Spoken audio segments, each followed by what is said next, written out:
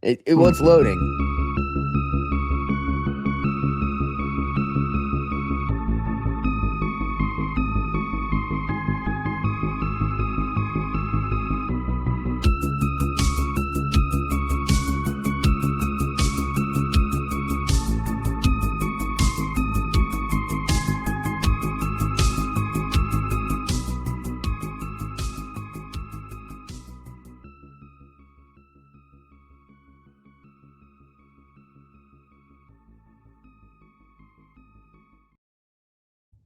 All right.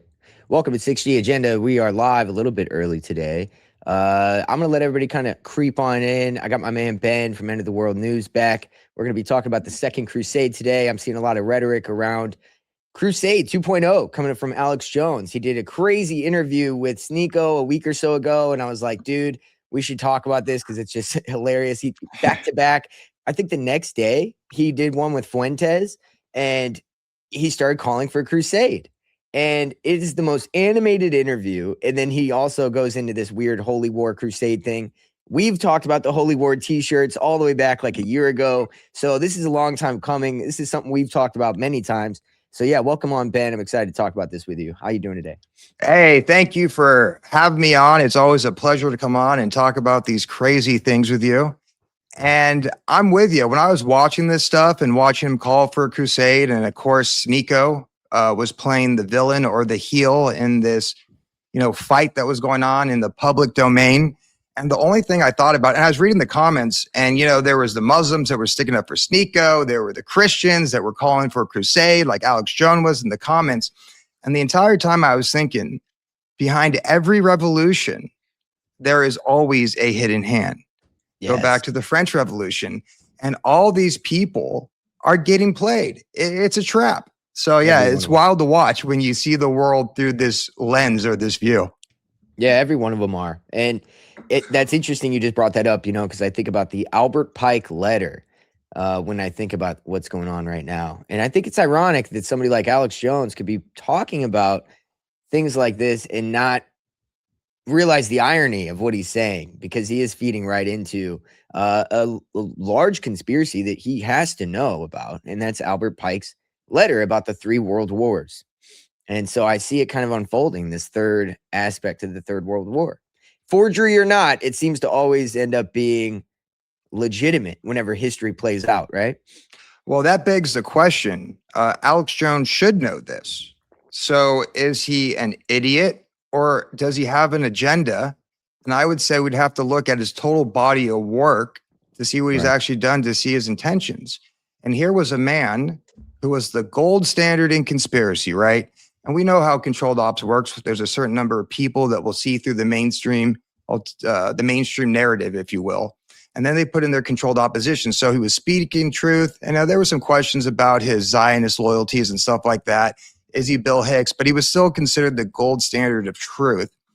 And then in 2023, he posts this video that's actually questioning if Trump is going to be the Antichrist, or if Elon Musk is building out the Antichrist system.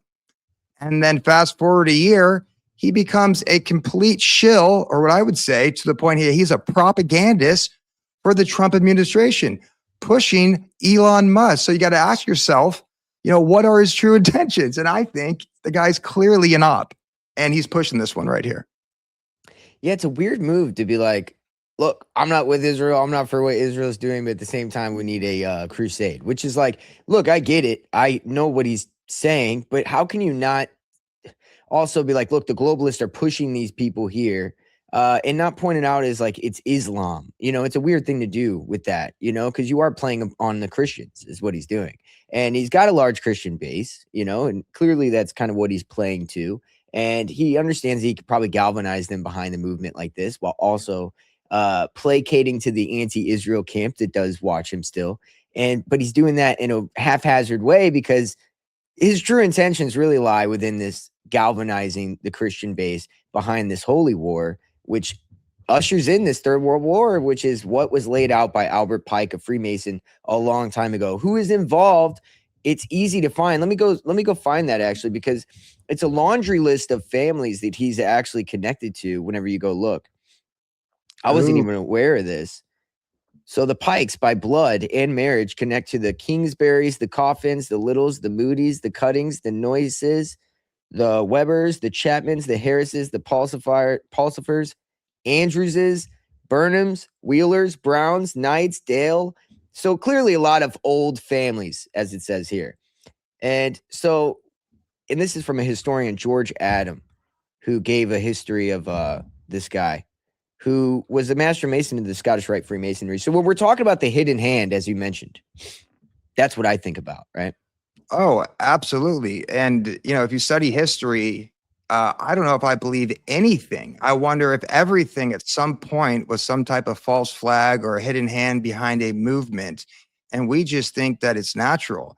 We're also, ragging on Alex Jones, as we should, because, what he's pushing to the public, I don't think is a good thing.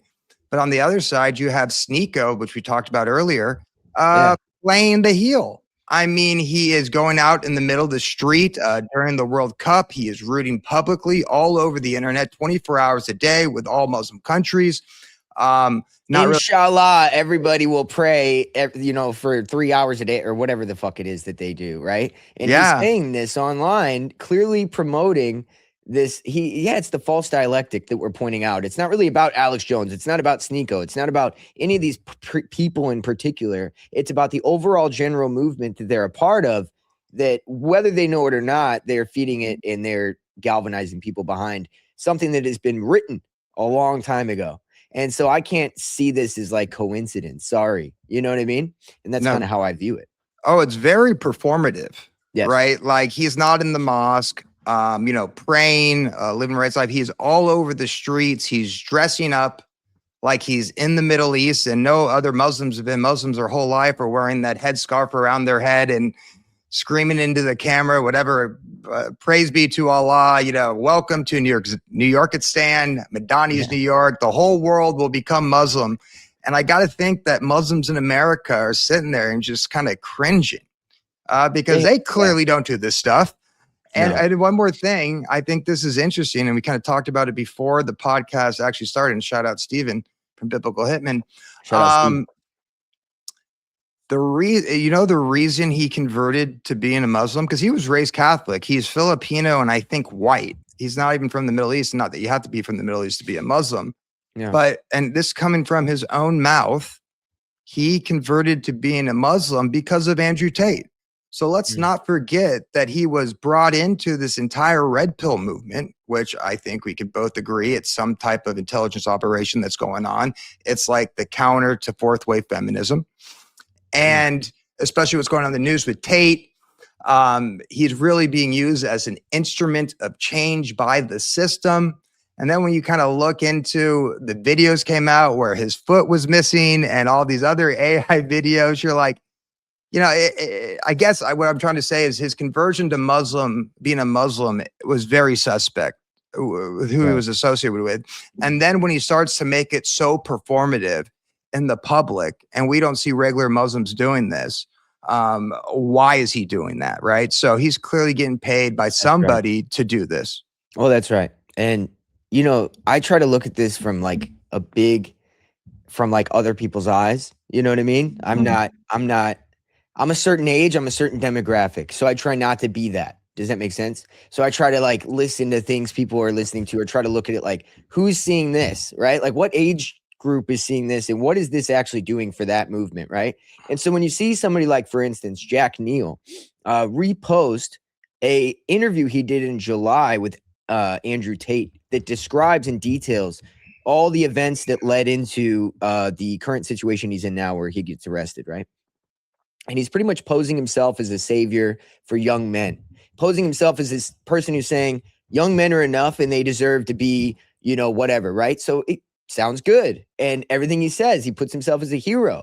And so now when you talk about this video and it not being like legitimately real, I think, okay, so he's posing as like this, he's like this hero that's being slain by the system. And we gotta, so it adds to the galvanization behind this color movement that we've talked about many times on the show from different aspects. It's not just one thing, right? You've got the anti-Zionist, you've got this aspect, which it all kind of correlates together in this kind of conversation today.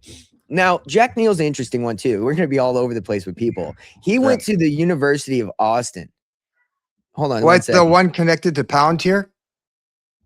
Yeah, Joe Lonsdale and Barry Oh, Weiss. you can't trust him. Yes. Come on. Yes. Yeah. Joe Lonsdale and Barry Weiss started a college called the University of Austin. And Joe Lonsdale is a co-founder of Palantir. Okay. Barry Weiss was appointed to be the like CBS lady or whatever as soon as who bought it? What's his name? Ellison. Larry Ellison, the guy who owns Oracle. That's connected with Palantir. So yes, when we're talking about this Zionist technocratic system, it's one thing, and it's moving like a spider web in different ways towards the galvanization of the young right wing and left wing groups. Yeah, I thought they were going to try to bring the left and the right together in opposition of Israel, and I still think they're doing that. But this second crusade that Alex Jones is talking about, it definitely throws a monkey wrench into that, because there's going to be some, if they fall through with this, which I think they want to, and it's not just Alex Jones, it's people that work for Alex Jones. Who's that one guy with the glasses? I'm blanking on his name. Harrison Smith. He's super racial. Anytime you're pushing this racial politics, identity, and all that type of stuff, I just don't agree with this. So I got to wonder, how is this going to play out? Is there going to be some type of civil war going on in America first before it goes to the Middle East? I don't know. We'll see where it is. Or maybe this is just more divide and conquer until the time is right? Until it's time to pull the string on whatever they're trying to do. Yeah, I agree. And well, whenever you look at Alex Jones and the school he went to a liberal arts school in Austin that was being funded by IBM, Bill Gates' mom. And then guess who kept funding? And it was a liberal arts school that they were actually trying to institute like some technological whatever into.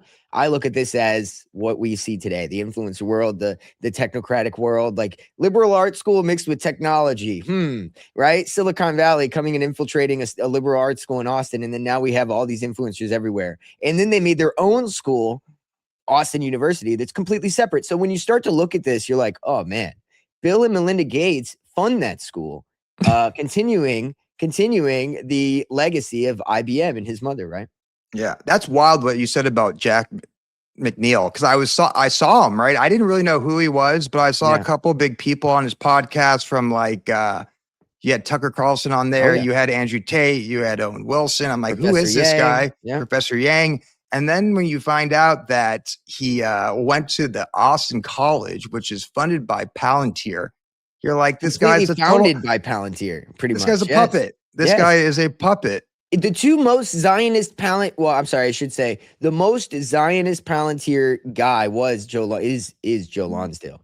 When he talks about Iran on Sean Ryan, he talks about Iran like we need to get in there and take, like, they're an enemy, somebody that he keeps like talking about. And this is a guy who runs the drone systems and everything for Palantir along with Alex Karp. So it's like, dude, these guys, bro, why is it that all these people that happen to be talking about these things, telling us truth and helping us, happen to also be connected to all the people that are like bringing it in? Yeah. Oh, yeah. Well, they're trying to expose themselves, but they're going to guide the truth in a certain direction so it ends in the outcome they want. It's kind of like a limited hangout, right? Yes. In a little different way. But yeah, if you're connected to Palantir and you're propped up, who's that one guy? I think his name's Jesse Michaels or something like that. Jesse Mitchell, yeah. Mitchell, he works for Peter Thiel. Right. He admits it.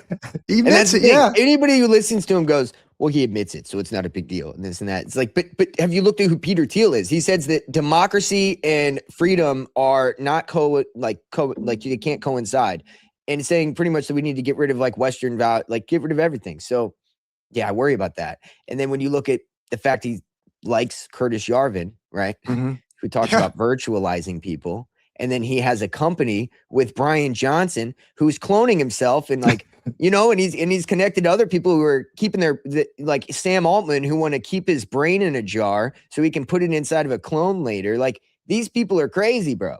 Peter Thiel's known for injecting young people's blood in his body to live longer. So these are the people, like, how are you going to act like him working with Peter Thiel isn't that big of a deal? Oh, it's a huge deal. And somebody in the chat, I think Alquim said here. So one guy says, I don't think we're close to a civil war in the US. We're too comfy. Possibly. I'm not dying on that hill, but some guy says here in Europe, it's near World War III. And I actually agree with that, because with this huge migration all throughout the world, the majority of our immigrants in the United States come from South America, and they culturally align more with American values, or I guess you could, white American values, if you will. I don't view it that way, but that's how a lot of people view it. I think that's a more cohesive match. But when you think about Europe, the majority of their immigration comes from the Middle East. And I'm not, anti this or anti that, but I would be lying if you say that these two merging of cultures are going to merge smoothly. They're not. They're, completely the opposite. So I can definitely see a crusade thing type happening throughout Europe. And I think we're already seeing that happen. I mean, you have those videos, I think, from Ireland and stuff about the immigration. You have all the laws that favor the Muslim immigrants that come in versus the people who live there. And people in Europe are really starting to get ticked off. And that's why you have guys like Tommy Robinson. I'm not necessarily I'm not like hanging my hat on like, oh, the crusade aspect. I'm more hanging my hat on the galvanization of people towards a certain ideology, because the doxing, I believe, is really what matters. The data collecting of who believes what. Who thinks what? That's really all that matters here. So right now, I think that that's what matters. So who's listening to Alex Jones? Who's listening to Sneeko? Who believes this? Who believes that? That's what they care about more than anything. And that's why I think you see so many different things going on at once. Because when I think of this whole thing, I think about the Bolshevik Revolution. And I think about the fact that they would galvanize people behind a movement that they, that the people said that they were for. But then when they took power, they turn around and kill everybody. Right. And then you look at the 100 Flowers campaign with, China, same thing. They take power, but they did it a little different. They go, tell us the problems you have, right? And people start saying this, that, and the third. And he goes, well, this turned into a whole crusade against me. And he killed 100 million people, right? So like my point is they want you to dox yourself. And right now the technology is at a point where with the data collection, they know what you're thinking. They know how you feel. They want to see how they could push you a certain way so they could see if they can get you to, coincide with the way they want you to be. Right. And so that's kind of the way I look at this. Yeah. It's more about pushing people than it is about, war. You know what I mean? Yeah, I agree with you. It's all about data collection. They're building out, what I would call the beast system or the surveillance state or the digital third temple, where they want to know everything about us.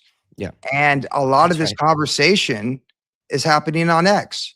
And I didn't drink the Kool-Aid when Elon Musk bought X.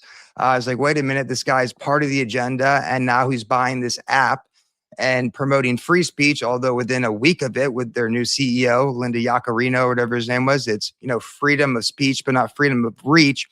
But when you look at who helped Elon Musk buy X, it was Larry Ellison. And Larry Ellison is huge in the surveillance state. So the majority of this conversation right now through and I'll pull that up too. Jones, I think he invested like $1 billion with Elon Musk. You got to understand, Elon Musk is just a front man. There's a bunch of private investors that are investing with him right there. And the majority of this conversation is happening on X, which is a giant honey trap. Yeah. So they can see where the dissident is at. Well, and and just to give people like a little bit of context here, In-Q-Tel was started after the Patriot Act, right? The Patriot Act because of 9/11, the whole thing, right? We know the story there. And when In-Q-Tel started, what was the first investment they made? $1.5 million into Palantir. Okay. And what happened after that, right? In-Q-Tel started Oracle. That's how Oracle started. Larry Ellison's company was funded by In-Q-Tel, the same venture capitalist arm that funded Palantir. So then you look at Facebook. Okay, Mark Zuckerberg, he got paid $500,000 to drop out of Facebook by Peter Thiel in 2004. And then LifeLog shuts down and he goes and files an LLC for Facebook. So this is as you extrapolate here, and Elon Musk also did something similar to what we're talking about, where he tells his employees, any discrepancies, problems, or complaints you have, we want to know, they're pretty big about that. And so I want to know the statistics of how many people get canned after that or just hate their life, right? So I'm curious about that because it seems that we are looking at the same kind of people, right? Absolutely. And the interesting thing, you mentioned Oracle, which Larry Ellison is playing a major role within ushering this in. And he was kind of behind the scenes for a long time. Yep. But if you there's actually an article about this on Gizmo, and they have the documents, a PDF of them, where Oracle was a CIA project for 3 years before they rolled it out for public consumption. It was actually titled Project Oracle. Wow. So Right? how is it possible that In-Q-Tel can fund, like the Patriot Act made it possible for the CIA to fund their own companies into the public space in the public sector? That's unprecedented. No, it's just unprecedented.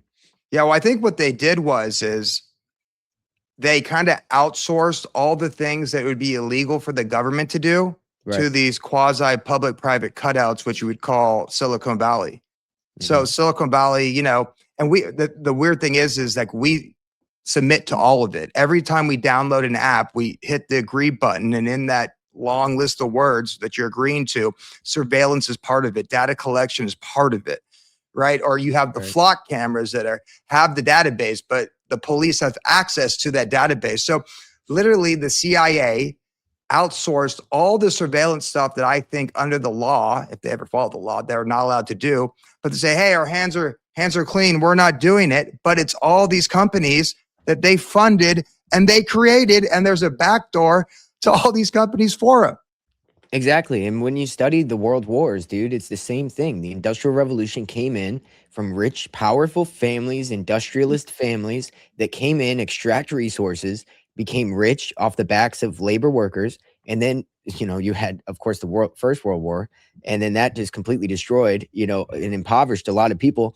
And then you had another world war because of that, because of the robber barons that were coming in, these industrialist families, the same people that are doing this today and transitioning us into this fourth industrial revolution, as they call it. Yeah. You know, I remember very early on in my diving into conspiracies, there was a video that I watched, and this guy said something that held true to me. He's like, if you ever want to know why something happened, don't listen to the talking heads while it's happening. Pay attention to what happens as a result, because that was always the intended consequence. So once there's a few years and you see how, you know, I always say, if you want to know why something happens, pay attention to how people react, because that was what they wanted to happen. So yeah, it's all fake and lame. And it's why I just say, you know, reject it all and, you know, follow the truth, who I believe, you know, is Jesus Christ, our Messiah.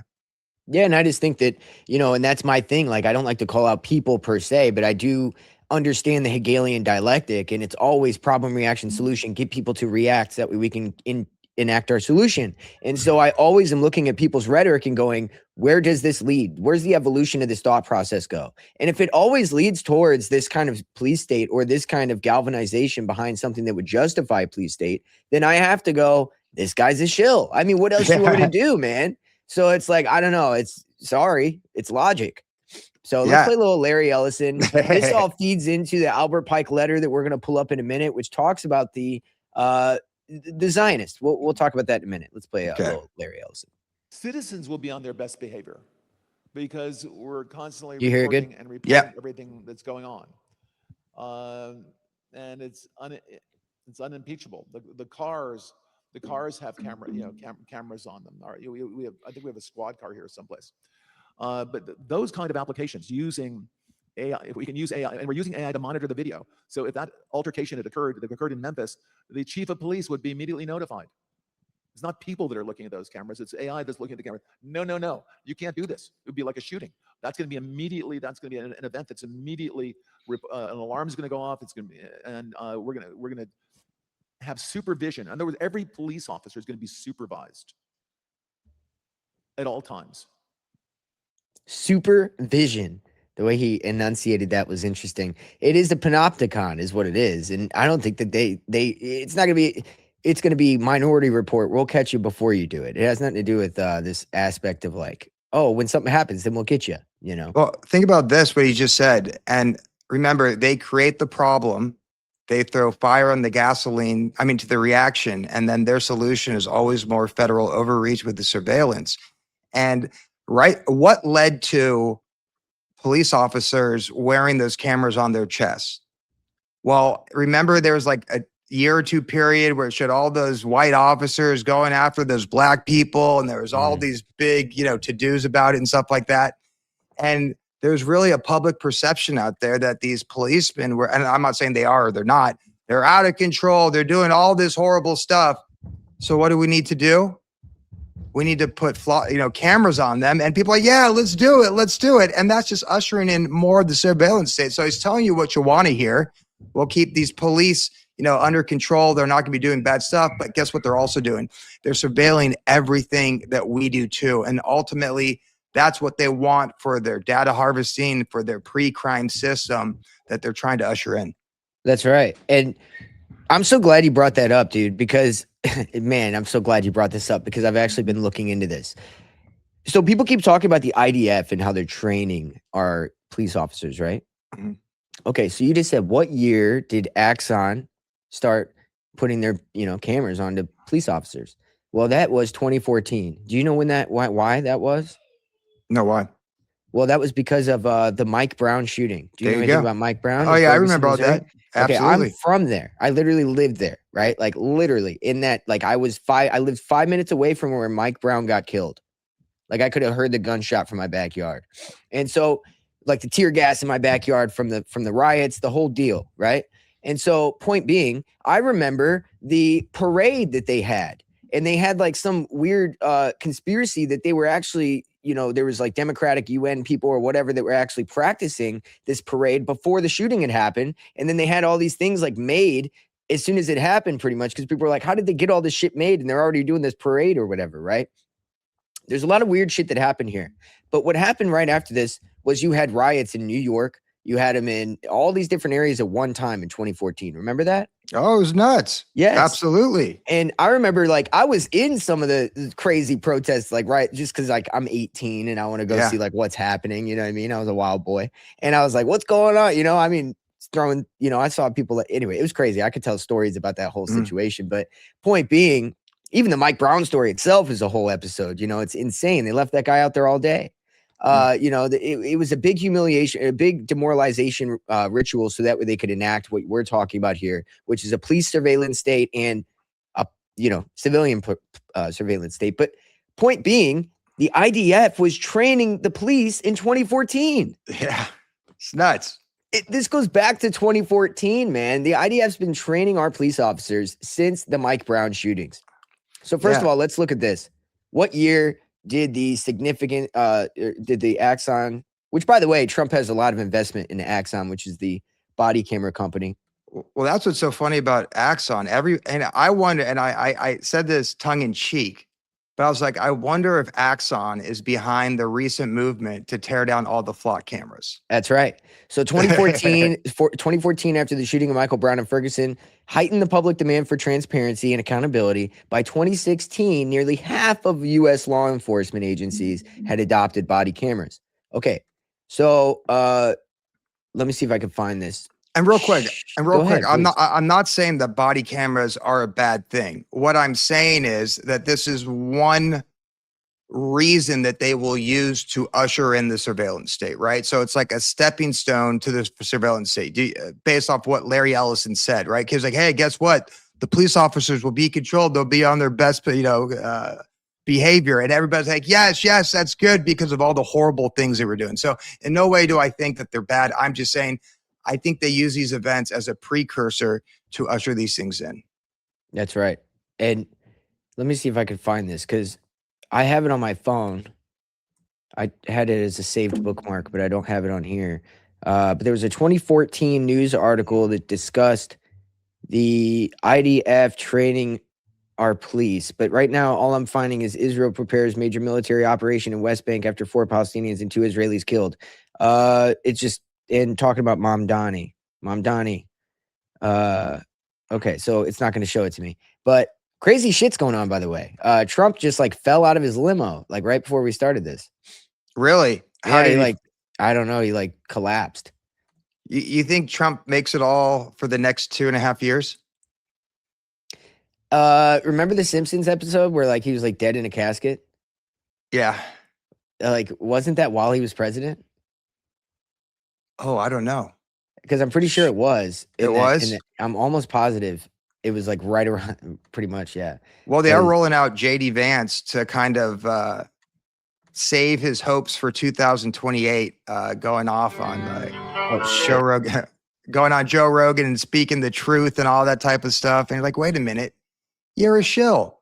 You're funded Yeah. by Peter Thiel. And once again, we got to ask ourselves, and I don't think that, the mainstream alternative media does this. Why are they saying these things? Yeah. Like, why is a person who's a puppet of Peter Thiel exposing the truth? And I think we both agree they're exposing the truth, so we lose faith in the system, so they can usher in their new one. No, that's right, dude. I mean, it's so weird. It's like, what the hell? This guy just completely sits down, dude. Yeah, yeah. He just like sits down. Crazy. Wow. I mean, he's old, but it's very odd. Like he's just standing there and just collapses. So like he wasn't doing anything, he just collapses. So anyway, just want to point that out. But yeah, I mean, it is a weird thing here. So let's show the Albert Pike, because we've kind of talked about the technocratic combination of shills and Zionist New World Order regime. So let's talk about this letter, and then we'll cover some of this Crusade shit. Yeah. But this letter always amazes me. Whether it's Albert Pike or not, whoever wrote it is spot on. yeah, bro. I mean, come on. You can't, it doesn't, again, it goes back to the whole fruit of the works kind of thing, right? Yeah. Yeah. Fruit of the tree. I don't care. Nobody can tell the future. So if this is happening, then clearly somebody's manipulating outcomes. Oh, absolutely. In a letter dated 22 January 1870, Mazzini wrote to Pike. Now, Albert Pike is this high mason who wrote the manual, if you like, of Scottish Freemasonry. He said the following: we must allow all of the federations to continue just as they are. It must appear as things are as they were in the beginning, with their systems, their central authorities, and diverse modes of correspondence between high grades of the same right, organized as they are at present. But we must create a super right, which will remain unknown, to which we will call those Masons of high degree, whom we... That's from the book Angels and Demons right there, dude. I used to love that book, bro. That says Illuminati both forward, backwards, upside down, and right side up. I like the movie. Yeah, it's so cool the way that they did that, where it's like, I forgot what they're called. They're like something gram, like Enneagram or whatever gram. But essentially that word spells out Illuminati no matter which way you turn it. Oh, wow. Yeah, because you can see how it mirrors itself, right? Yeah. And so it's perfectly symmetrical in a weird way. It's very crazy, dude. I used to love reading that book, dude. I read that book at like 12 years old. I was really into damn. I was really into weird shit. And I was really into the Illuminati after that, of course, and because the whole book's about that. But point being, yeah, this probably wasn't Albert Pike. It really doesn't matter, because somebody could have attributed it to Albert Pike, and that person still be a powerful, person who's writing it. Oh, absolutely. Right. Yeah, I mean, yeah, it just that's how I view it adds to the lore Mhm. of Albert Pike, which is a master mason. And maybe that's part of that, like, non-linear warfare, right? Like, why are they exposing this letter that's attributed to this high-ranking Masons when you think that Masons are in control of the world? Like, why are they even bringing this up to the public? Or how did it even resurface? Right. I know. Yeah, exactly. People wanted people to know about it because people have talked about this for years. Yeah. We shall select. With regard to our brothers in Masonry, these men must be pledged to the strictest secrecy. Through this supreme right, we will govern all Freemasonry, which will become the one international center, the more powerful because its direction will be unknown. Now, Albert Pike wrote a letter to Mazzini, and that was dated August 15, 1871, in which he propagated that there should be a world order, a one order where all nations are under the control of one central organization. And in order to achieve this, they planned, and there are numerous quotes for this, so I've put a number on the screen, because some will say, I don't trust this, I don't trust that, I don't trust the other. Here are references down there. There are references up there. There will be references. I mean, this is back whenever you could get more information about it, it seems, on the subject, because we've had a whitewashed. Who is that guy? I don't know exactly, but I know that he's got something. I mean, look at this intelligence officer in the Royal Canadian Navy talked about this. Um, William Guy Carr, former intelligence officer, talked about this. So, I mean, that's, I guess, important enough, right? Let me go ahead and pull up some of these, what the world wars. Yeah. When you read it, were. you're like, holy crap, this actually is happening. That's right. That's right. So this is the alleged letter here. The first war, of course, was about breaking. We must be brought in order to permit the Illuminati to overthrow the powers of the czars in Russia. And so, of course, we know that happened. They killed the czars. This was written before that, right?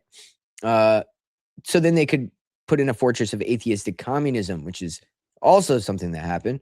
The divergences caused by the agentur or agents of the Illuminati between the British and Germanic empires will be used to foment this war.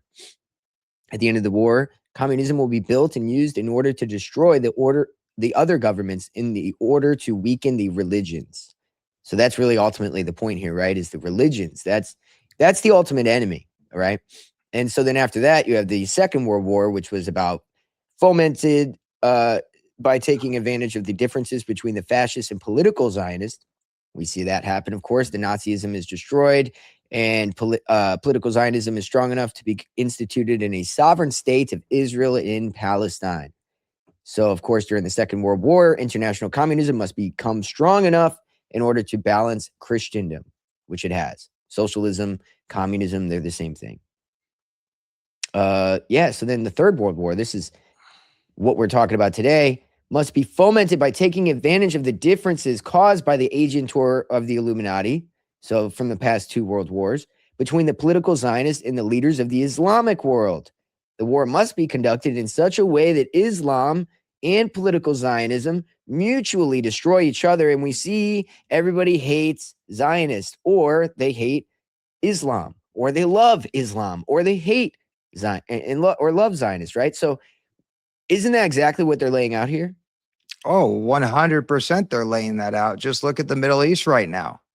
And I'll tell you who we should really pay attention to in all of this stuff. I mean, we always talk about Israel and Iran, but if they are trying to manufacture biblical prophecy and follow the script, or at least their interpretation of it, pay attention to what's going on in Turkey right now.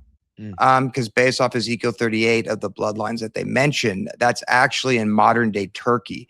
And Orderon at this point is very vocal about being a speaker for the Muslim world, and that it's his job to end this, Zionist state of Israel. They're out of control. And he's been very vocal about it. And they're actually a huge country. They have a major role within Europe, being that bridge over to Eastern Europe to a certain extent from the West. And pay attention. I personally think pay attention to what is going to happen through Turkey. I wonder if Turkey is going to come to the aid of Iran somehow at some point, and it's going to kick this thing off. Yeah, they've been talking a lot about Turkey. Either you have the traditionalists like Alexander Dugin, who says that NATO needs to be destroyed, we need to get Turkey out of NATO, or you have the Zionists saying NATO needs to be destroyed, we need Turkey out of NATO. So it's interesting because they both seem to pose against each other, yet they have the same goals. And so that's, again, judge it by the fruits. These guys are not against each other. It's a false dialectic. Oh, absolutely. Being led in by these same occultist, Freemasonic type Illuminati figures, which, by the way, the Illuminati is only the brotherhood of the illumined ones, which could include people of the Knights of Malta, people of the Freemasons, people of all kinds of cults or societies. Yeah, I think they're all working together, right? Yes. I think, well, of course, yeah. Because I think, if you talk about the control structure of the world, I have a biblical view of that. So I think, according to the Bible, you have these powers and principalities that rule over different regions of the world. And under their control are these ancient bloodlines that make the upper echelon of these royal orders or these secret societies. And they battle back and forth for control, money, stuff like that. But I think ultimately, at least at this point, from what I can see, is that they're all on the same page. And somebody, like in every WWF event, you have your hero and then you have the heel. And that changes depending on what side or what part of the region of the earth you're from. But to me, it looks almost orchestrated. And just go back to like with Putin, right? Like Putin comes out, he's super anti-Zionist and stuff like that. And then a video gets shown of his rabbi from Chabad claiming that Putin runs every single thing he wants to do in the Middle East through them. So how can you really be at odds with them when you're still running everything past them? And it's all because it's one big magic trick, if you ask me. That's right. And and when he says he poses against the Rothschilds, well, they do, I mean, come on, they're the same thing. So this is what we're talking about here. Meanwhile, the other nations, once more divided on the issues, will be constrained to fight to the point of complete physical, moral, spiritual, and economical exhaustion. We shall unleash the nihilist and the atheist, and we shall provoke a formidable social cataclysm, which in all its horror will show clearly to the nations the effect of absolute atheism, origin of savagery, and by the way, guys, this sounds like a Freemason wrote it because they hate atheists more than anything. They want you to worship the architect, right? Yes, they hate atheists more than Christians because they know they can at least convert a Christian, right? There's a chance you can get a Christian to be a mystic. There's no chance you can get an atheist to be a mystic, right? And so showing through the bloody turmoil what they call the origin of savagery being atheism, by generating atheism, by using 501c3s to destroy the, modern day Christian, movement into what it's been, this degradation. And then, now people hate either Christianity or they're in some bullshit version of it to where they could easily be swayed out of it into this Luciferian doctrine. Do you see what I'm going with that? Oh, absolutely. I think they're purposely trying. I think they're going to eventually blame everything on the Abrahamic faith, right? So think about that, what they're talking about in this letter. You have this war of the Zionists, which are made up of Christians and Jews. You have the Muslim world going at it. And let's just take, for example, they have a giant war that just destroys everything. Well, what are they going to do? They're going to blame it on the Bible. They're going to blame it on the Abrahamic religions. And I think that's what will usher in this Luciferian doctrine, this mystery Babylon alien cult.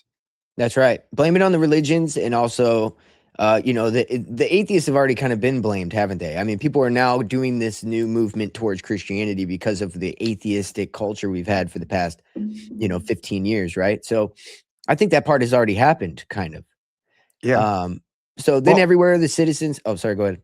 Well, I mean, just think about this. I mean, you're seeing this in real time because of all the atheist stuff and all the, demonic stuff that's going on in the world. I think there's people who were once atheists, to your point, that are now turning to the various religions, specifically Christianity.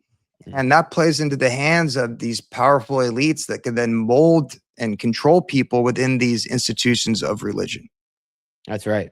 And as you see here, it says, then everywhere the citizens obliged to defend themselves against the world minority of revolutionaries will exterminate those destroyers of civilization, and the multitude disillusioned with Christianity, whose deistic spirits will from that moment be without compass or direction, anxious for an ideal, but without knowing where to render its adoration, will receive the true light of the universal manifestation of the pure doctrine of Lucifer. There it is. There you go. And that's exactly what we're talking about, right? So brought finally out into the public view, this manifestation will result from the general reactionary movement, which will follow the destruction of Christianity and atheism.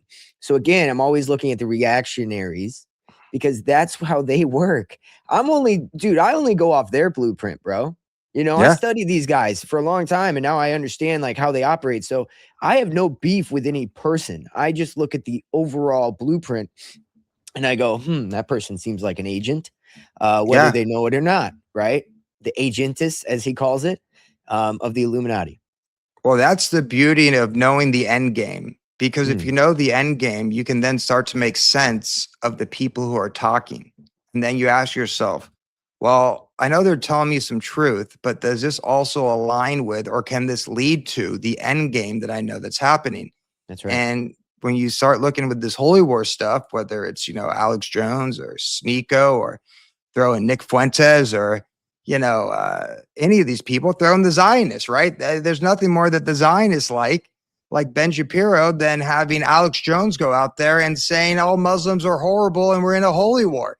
You know, right. That's right. So for me, once I see that someone's talking points align with the end goal, I immediately become suspect. And that doesn't mean that everybody who promotes those things are part of intelligence or anything like that. I think there are true ideologues within the movement. But nonetheless, if it ends up in, you know, their end game, we should start to pause a second and just say, I'm not going to follow them. I'm going to listen to what they're going to say, but I'm not going to follow them because it's a trap. Yeah. I mean, follow nobody follow your discernment. That's what I do. I follow my discernment. Look at this, dude. What the hell? Well, that's AI right there. That's AI. Is it? I do want to say this also. Good AI, dude. That's good AI. I'm not gonna lie. Yeah, there's AI out there that I could usually tell. That's good. AI, that is dude. good. That's good. You don't know if you're coming or going. And you don't anymore. And I think also, at least from what I understand about history and revolutions and always having a hidden hand behind it, there are going to be people within this media sphere, these influencers, who are going to call for a revolution. And many have, especially when you talk about I guess you would say the occupation of the American government or the perceived occupation of the American government, especially with the combination or the fusing of the Israeli military and the American military. And I heard this one guy, I don't want to throw shade on him, but like whatever, he's like, the only solution is a revolution. And, you know, it's correct. But the question is, are the people who are calling for revolution going to be putting their bodies on the front line? Or are they going to call for other people's blood to be spilled? Right. And to me, that's super Zionist.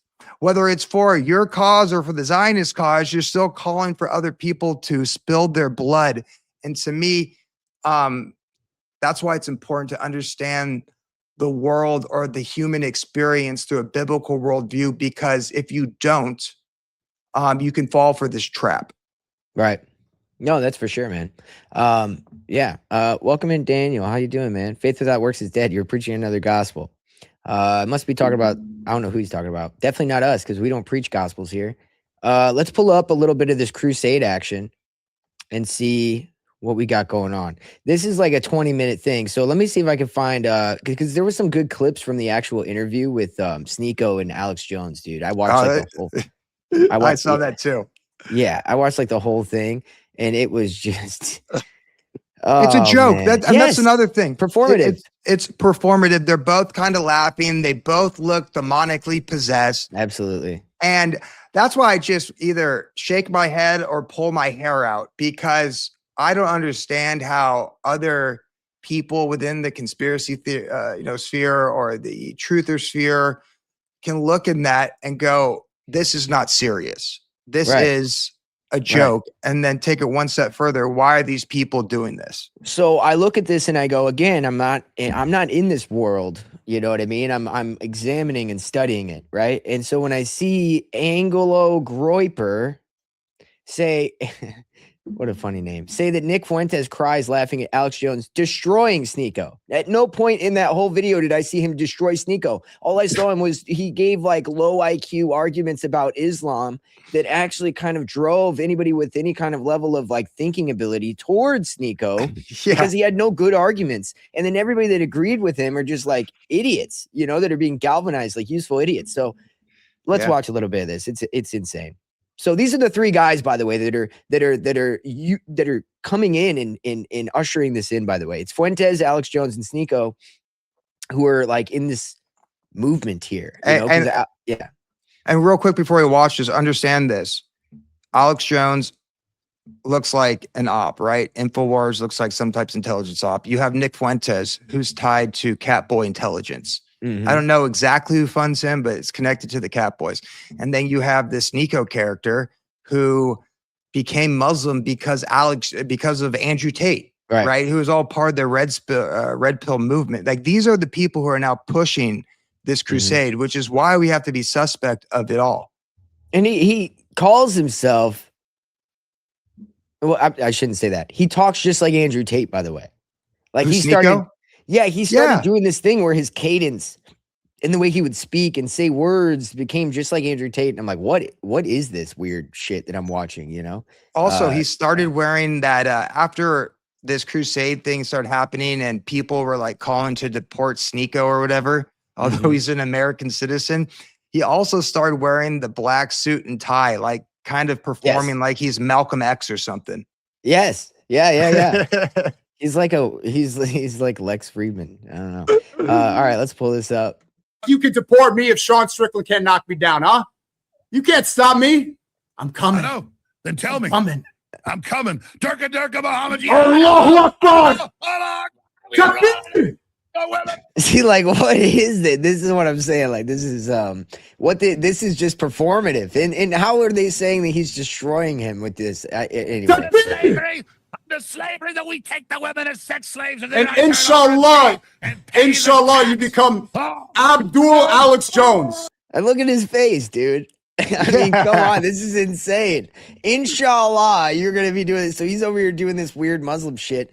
Yeah. It's just insane, man. They both look like possessed by demons. Yeah. And one guy in the comments, real quick, we were talking about how they're all kind of working together on the same place. And he goes, I don't think they're, envy comes into play and they're not really on the same page. I think the way they're all on the same page is because of demonic possession, right? I think the demons are all on the same page. And I think at some point at the very top, they're merely vessels for demonic activity. I had it's so funny you say that. I actually had a funny take today.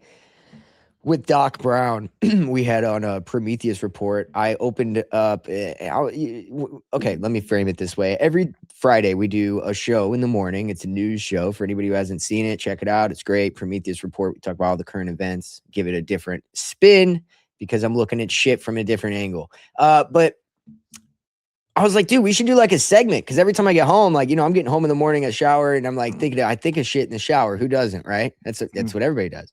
And this morning I had a thought, dude, and it's a hot take. And a lot of people are going to love this when they hear it at first. So just hear me out. Okay. I haven't fully fleshed this thought out yet, but I do feel like something in it is true.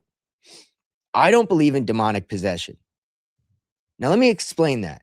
I believe in demonic possession in the biblical sense of like, it can happen to you, but the process of it happening, I believe, is you actually accepting. So for instance, we don't control our thoughts, right? We have thoughts that we can't control. But how much are you giving those thoughts entertainment? How much are you applying those thoughts in opening yourself up to them? And that, I believe, leads to a personality change that is demonic possession because of this. Because I believe that we do have thoughts that come to us from entities. Oh, yeah. Demons. But I don't think they have the power to possess you without you giving them the power, is what I'm trying to explain here. And so there's something to this where I'm like, yeah, I don't believe in demonic possession as far as like you're a victim. It just happened to you. You were just walking around one day and then a demon hopped in you and you became possessed. Are you invited? There's an aspect of give and go. There's an aspect of like, give and take with that. And I think that you have to do something in order to become that way. That's just my opinion, so. Yeah. I can't prove this, right? I really can't, but I believe this, right? It's not a hill that I'm willing to die on, but I really believe this. I think at the upper echelon, right? When you're talking about the highest level of Freemasonry, Rosicrucianism, Shabbat guy, you name it, the Jesuits, I think at the very top to reach the highest levels, throw in the royal families, if you will, you have to go through some type of ritual where you actually invite the demon into your body to be a vessel. I really believe that to be true. At least I believe it to be true of the royal families. That's right. So when we talk about alien possession and things like that, it's like, dude, stop. You're giving this boogeyman too much power. And isn't that always what it is? There's some boogeyman that they want you to be scared of. This is another one of those things. This whole demonic possession or alien, abduction and all these things are, in my opinion, that's just all it is. It's another boogeyman to get you to give over your own control that you have. Yeah. But I do believe it's real 100%. And I believe that our behavior can open up windows for this possession to take place. I do believe that. Yeah. Hell yeah. Yeah. It's a funny thought I had because it's like, I know that there's biblically something there. I know it's real. I know there's entities that affect your mind and try to get into your soul, but it's like, it can't. You have more power than, you have literally God, you're God's child. And if that's the case, they have nothing over you unless you give it to them. And that's really how I feel. You know, nothing can touch you. You know what I mean? As long as you're strong within your connection with your creator, you know? Yeah, absolutely. The Holy Spirit protects us from that. And you type don't of have stuff. to be like some biblical dogmatic, you know, crazy Christian either. You know what I mean? To have that happen. It's really just a connection that you have with God that, you know, you read the Bible a little bit to see what pops out at you. And, you know, you study with what it feels like. But I think some people like AA or like anything else, they like to make it their whole identity, which is great. But I also think that there's an aspect of like opening yourself up to other people in a way where you're not dogmatic and in a way where they could be. Think about it this way. If I go and hit some regular normal person and start talking about how they're trying to put nanoparticles inside your brain so that they could start sending information into your mind, people will look at me like I'm crazy if I go straight to the deep end, right? But if I just kind of talk about surface level stuff and work them down, that's cool. And I'm just saying that sometimes I think people could be a little abrasive in their ideas, even when it comes to God or Christianity. And so we got to be more open to people. Yeah, I would say, because there's some things, especially my spiritual beliefs, where I am dogmatic about it, but there needs to be a sense of humility as well. Yes. Right. When interacting with people, like I'm not going to change what I believe for other people, but when discussing things with people, be humble about it. And if ultimately our goal, at least my goal, is to, you know, spread the gospel to people, I use real life scenarios or conspiracies ultimately to point to that. But if you lead with this dogmatic, abrasive, in your face, you're evil, you're going to hell, this, and that, it's not going to work. They're not going to listen to you. A wall's going to go up and they're just going to reject everything you said. So yeah, I'm with you on that, especially when we're trying to bring the truth to people. Like when a little humility. Like when Tucker Carlson says that, now I may agree with this. I'm going to be honest. I agree with this. But when Tucker Carlson goes, you know, abortion is child sacrifice, I go, okay, cool your jets a little bit. I agree, but like that's a crazy thing to say when you're trying to like get people to, you know what I'm saying? Like that's my point. Like when you go full to the deep end, it tends to send people the other way, which sometimes I think is the point. Yeah, I'm with you. I'm against abortion. I do think it's some type of child sacrifice, but I wouldn't just go tell people that. What I would say is this, and I remember, because I used to be an atheist, a big time atheist. Yeah. And I was pro-abortion, right? And I just thought to myself, well, if you stop somebody's heart anywhere other than the womb, it's considered murder. But in the womb, it's considered abortion and it's completely illegal. And then that didn't sit right with me, right? That would be hypocritical. So that's how, you know, I came to the realization that, you know, killing an innocent child is wrong without hammering somebody in the head and sounding like a crazy person at first, that person, you know. Yeah. I mean, you know, you see a literal spark of light whenever somebody inseminates somebody, right? So there's something there. There's life. As we've covered on this show with the blue light episode, you know, your body creates light from life. From the life in your body, it creates its own UV light, which means that if there's light showing itself whenever you're inseminated, there's life there because it's impossible to happen without there being life force moving. So it's very interesting because, yeah. The blue light shit is crazy. I don't know if you saw that episode, but man, it's nuts. Let's see what these idiots have to say. Yeah. Dude. And people are loving this shit. Yeah. They love it. I mean, I'm not going to lie. I even loved it. I was like, this is absolutely insane because I know what he's doing, but it's also like, man, it's just so crazy. Marry your cousin.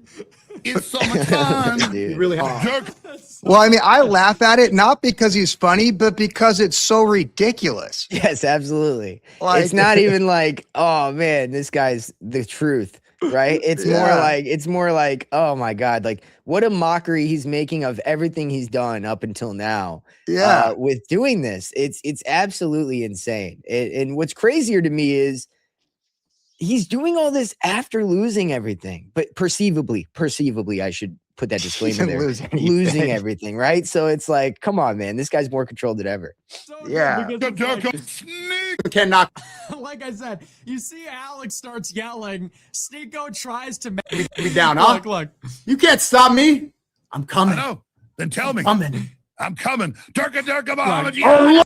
All right, he's just going back through it. Yeah, I don't, you know, it's just crazy, dude. It's like, let's see what else we got here. He's just going back. But did you see how Sneeko had to take a timeout and they went over to Saudi Arabia and walked around that black cube And then he came back and he's like, everybody says if you love, the Middle East so much and hate America, why don't you just move there? And while he was out there, he goes, well, I thought about that, but then I thought I had a greater mission in life, and that's to turn the entire, all of America to become Muslim. And Really? and once again, that's never going to happen, especially the abrasive way that he's doing it. So I just have to question his motives right there. Yeah. And this is like, guys, I know that we're older. I mean, I'm like 30, but we're like, I'm old enough to understand that this is not most people's life and this is not in most people's world. But understand this, for everybody 30 and under, everybody 28, 27, 26 and under that are young men who majority don't have girlfriends because of this new world that they live in, where they're sitting at home on their phones. This is what they're seeing. They're seeing their heroes. They're seeing these people fight with each other. For instance, you have Clavicular and Sneeko, right? And that's another thing. These are popular people for these young kids, and they're watching them fight. So it's splintering the young kids off into these crazy, revolutionary ideologies. And this is real quick. The crazy thing right here is that, and once again, we got to ask ourselves questions. Is Sneeko an idiot, or does he have an agenda? Oh, come on. Because when Clavicular came out, it's clear that he was part of this transhumanist movement. It was clear that he was connected to Peter Thiel. And then he did that thing with the rabbi on it. But you know who still supported him? Sneeko. He was friends with him. And it wasn't until he went to Israel that was a bridge too far. Well, right? And the thing is, his ex-girlfriend said that he was super anti-Semitic. And he was actually like super anti-Jew, super pro-Hitler, Heil Hitler kind of guy. And now he's actually working with the Zionist regime, which again, if you understand the nuance of this, what's the difference? There's no difference. That's when you get to understand, like, this guy still is a Nazi because the Nazis are the Zionists. I mean, there's no difference here. It's all the same global. But it's interesting. Balls. Go ahead. That distinction that we make is ultimately what's going to lead to that third war that letter from supposedly Albert Pike talks about. Right. It's that good versus bad paradigm. And to me, that's just a fallacy, right? I don't believe in the good versus bad paradigm in domestic politics, and I don't believe it in geopolitics, right? Yeah. And that's what they're really pushing here. So let's see here. We got some interesting stuff going on. And he's on Piers Morgan. This is one thing. Right. Clavicular is the one thing I don't understand, right? Because I'm older. Right. But is he popular? Do people really follow him, or do they like to watch his little clips because they think he's a train wreck? But how he got on Piers Morgan. Well, it's not hard to understand. Whenever you're getting pushed by the people who run the algorithms and you're connected with the people who run the algorithms, you're getting shoved down people's throat to the point where they're going to watch you. They're forced to. I was forced to know who Clavicular was. It's not like I searched this guy. This guy wouldn't get off of my feed. And I'm like, who is this like Clark Kent looking motherfucker, dude? Like, what's going on? And that's what it is, dude. So let's check see what this idiot has to say. Aviv was, extremely well received. The locals there were extremely nice. And I had a good time. I'm asked if you would apologize for the Heil Hitler. It's echoing because I guess, I don't know, maybe it's his audio. I don't know. So I thought he was in this with them. So he's just reacting. So they were saying that he ended up punching his set and going crazy in this over this. So let's see what he says. More performative stuff by Sneeko. Yes. Let's see here. Oh, it's loading. Shit. Wait, did Jeezy say he looks like a Cuck Kent? As in Joe Kent? And if that's the case, I kind of see it. Oh my God, dude. Yes. They're both like Clark Kent, Joe Kent. Yeah. Wow. Good call. Hold on. Let me reload this shit. All right. Here we go. I'm going to fast forward a little bit. Video incident, because you were there, obviously.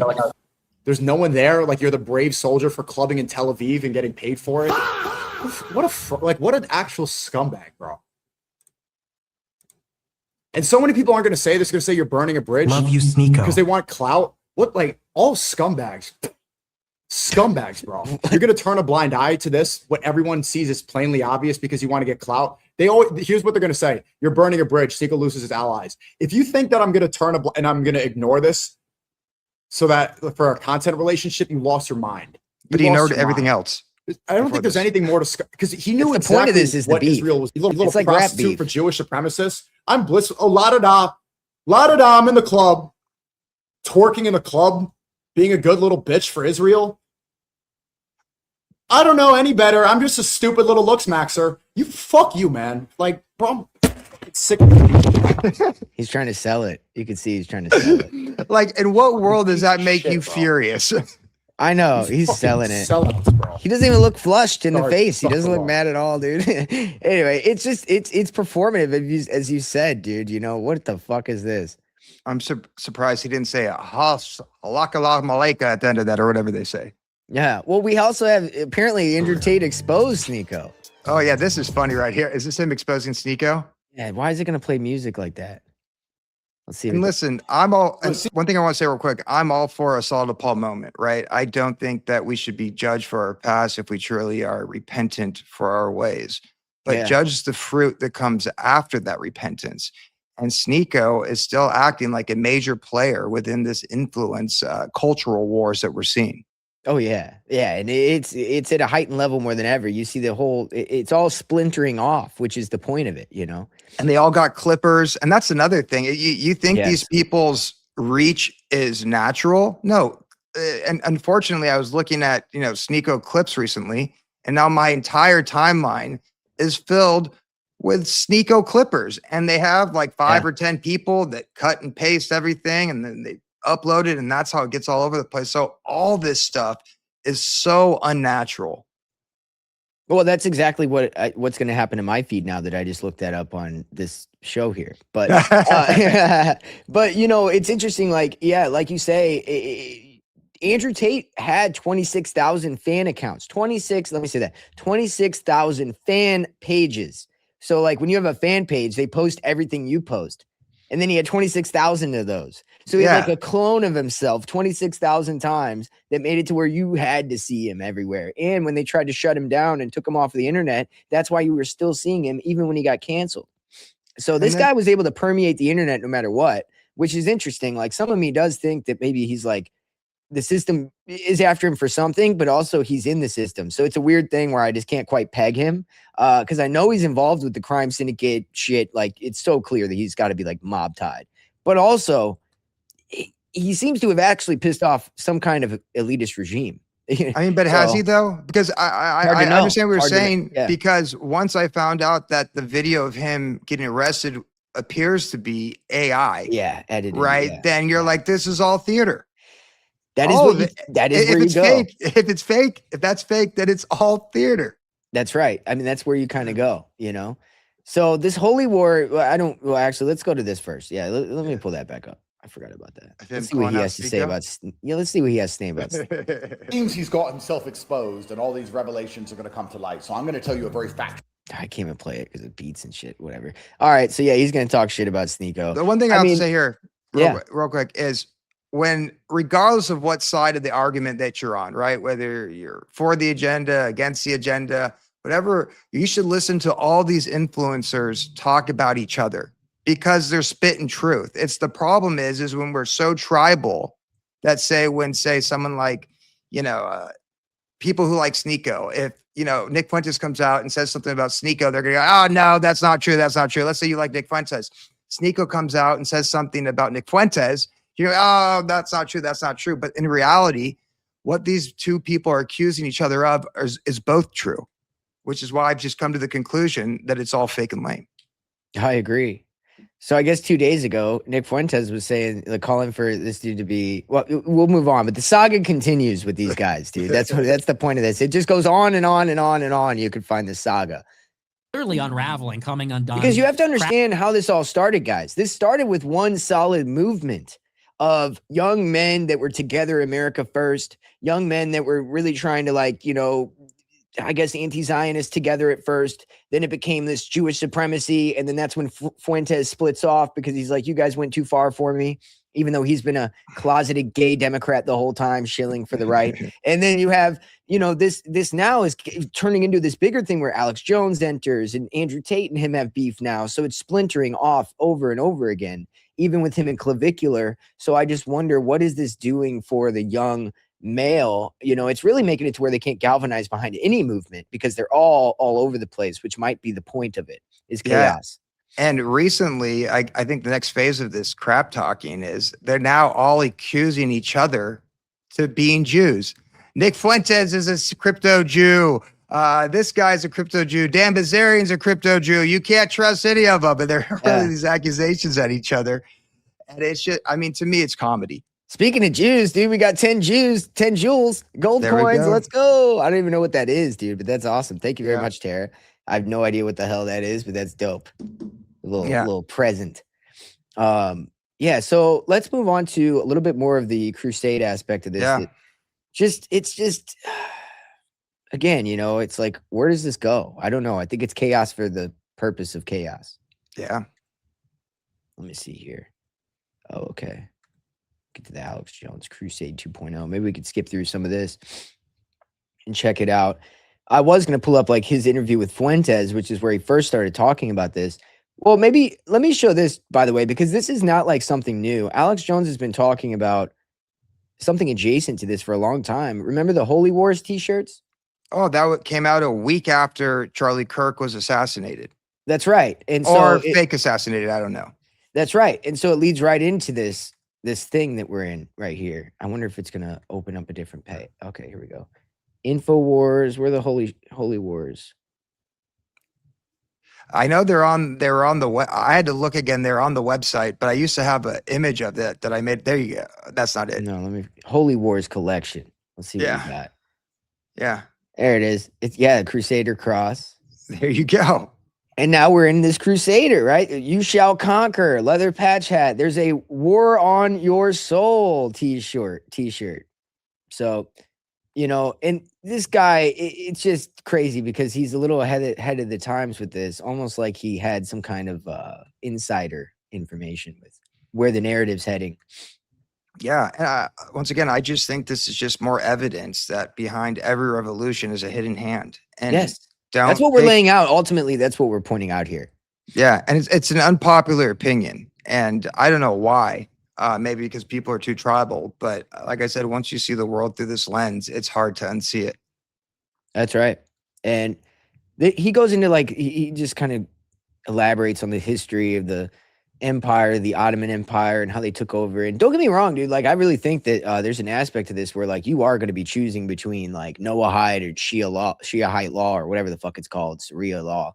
And it's because of this false dichotomy created by these Babylonian Jesuit types, right? These, it's all the same thing. Whenever you look at the two Babylons and you understand that through the Catholics, this is an aspect. The Jesuits helped galvanize this new version of Islam that we see today. It all is a part of the same thing. So then when you look at this, the taking over the Middle East, how much of this was galvanized by the Jesuits? I don't know. I don't know the full iteration of this history, but I know that they had ties to this movement. So yeah, and the one thing I want to say is there are at the very top of all these movements, there are people connected to intelligence. But the people who are ultimately going to pay the price are the ideologues that, whether their intentions are probably pure, but the ideologues are going to fall for this and they're going to cause a lot of the damage. Right. No, for sure. Hey, shout out Sam Tripoli, man. Shared our shit on X. That's awesome. I'm surprised, because we're ripping on, doing a little ripping on Alex. But hey, man, that's what we do, man. But no, it's not even not about him. It's about this whole movement, this whole scene that we're looking at. We're just dissecting all the aspects, whether it be Larry Ellison, Peter Thiel, Austin University, connections with Jack Neal. We could go anywhere with this because it's all one movement that is rearing its head in all these different ways, right? So it's an all-encompassing topic when you think about it. It's 31 flavors, and they don't care as long as you eat their ice cream. That's right. Yeah. And it's all made by them. So, you really have no option, do you? Yeah, and I also thought about this. It's the greatest fear that these elites have, in my opinion, is that we lose faith in the system. So they don't care who you put your faith in, whether it's a Democrat, a Republican, a Zionist, an anti-Zionist. It doesn't matter. They only care that you listen to somebody who says the solution is the system. We just need to vote harder. We need to do this. We need to change the system, but it's still the system that's going to save you. And That's that's right. ultimately what they're trying to push. Right. And so I remember Ryan Gable, shout out Ryan Gable, man. Because he talked about the Crusader tattoos that Pete Hegseth has a Yeah. long time ago, like over a year ago. He talked about this. And Ryan Gable's always like ahead of the time with shit. He's like good at like reading the writings on the wall, kind of like we're doing now. And he pointed out, a long time ago that like the Holy War t-shirts, Alex Jones, and then this Pete Hegseth with the Crusader tattoos, we are heading towards a holy war, some kind of religious, war against Islam and Christians, etc. Yeah. And that's exactly what we're seeing over and over. Let me see if I can find. Oh, is this his high T testosterone video that he made? Yeah, I'll play this while I find his Crusader tattoos. Yeah, look at Pete Hegseth. Here, I'll play this.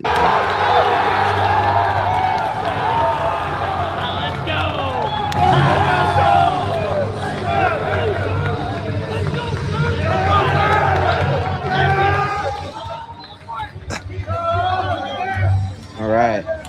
Good for you. So here, I'll pull up.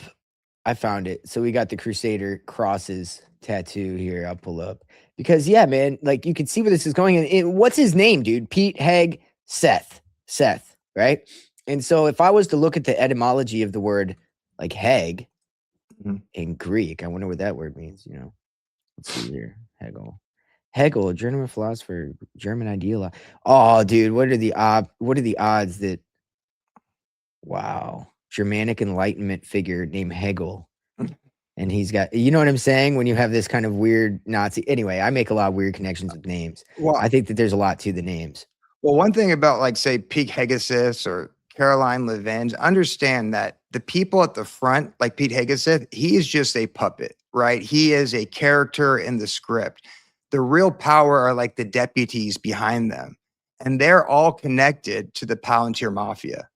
That's right, this whole thing. That's the real power. They don't care who they, parade in front of everybody to perform their word magic on people and galvanize them to go with certain groups and certain agendas. These guys are just, talking heads. The real power is the names that you don't pay attention to, and they're all connected to Palantir, the Zio cartel, all of that kind of stuff. That's right. And so, all this stuff, again, as you're saying, is connected. I'm actually going to start making connections here. So let's look at also Steve Bannon, right? Steve Bannon talked about at the TPUSA conference that this is a crusade, a jihad, a holy war against the deep state. Yeah.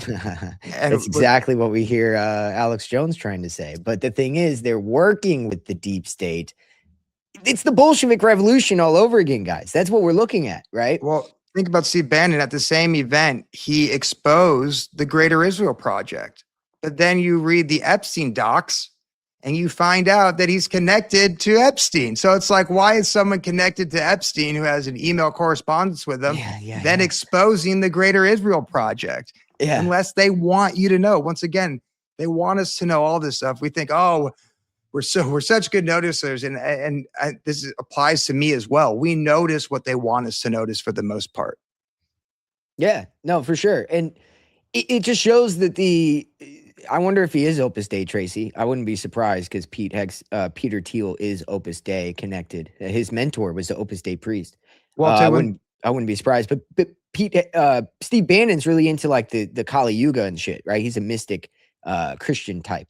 So yeah, I believe he's actually a Jesuit. There was there was an article, and you could type this up and just type in Steve Bannon thanks either St. Ignatius of Loyola or the Jesuits for his sobriety. And that's like the title of the article, where he gives thanks to the Jesuits for his sobriety. Oh my God, you're right. And he tells it to Tucker. And these guys, again, we're getting back into this traditionalist movement characters. That the false dialectic of this is the Zionist on one side who are instituting, they aren't even instituting all the technology, but there's like heads of it that happen to be Zionist who are the heads of the technology.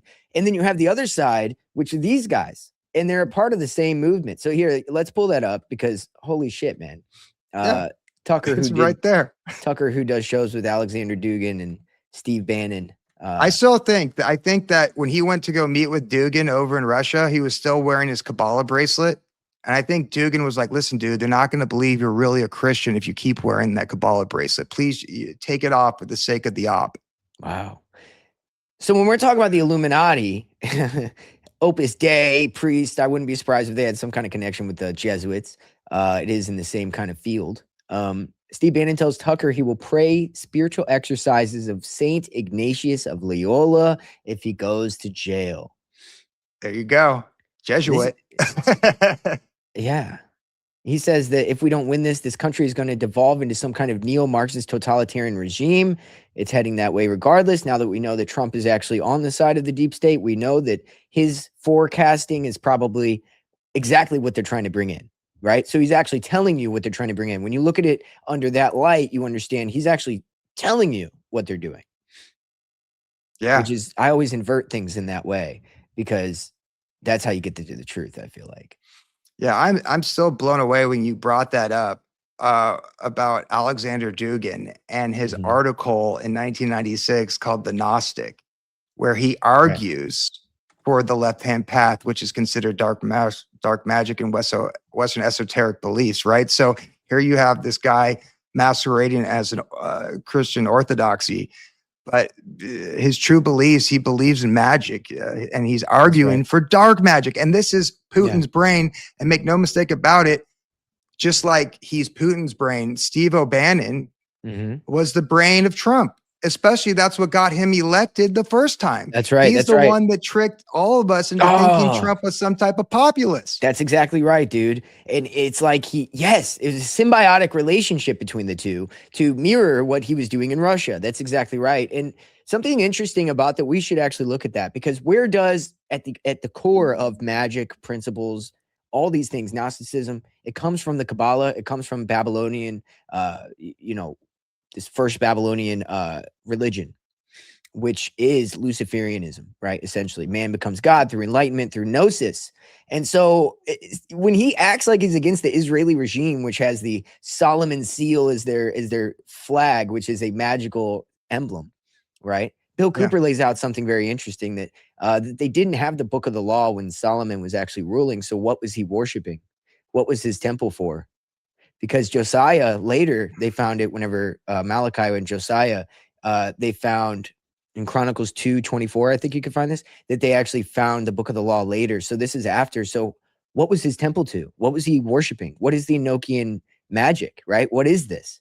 And so this gets into this idea that it all comes from the same place. And so when people act like they're against the Israeli Zionist regime, but they're also Gnostic, you're looking at you're looking at the Kabbalah tree. You're looking at the two pillars in Freemasonry, right? You're looking at the white and black on the checkerboard. It's the same thing.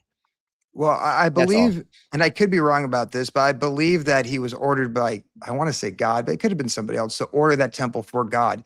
But the one thing we do know about Solomon is that he took 700 wives, and he took 700 wives from the neighbors, these neighboring tribes who were all pagans, right?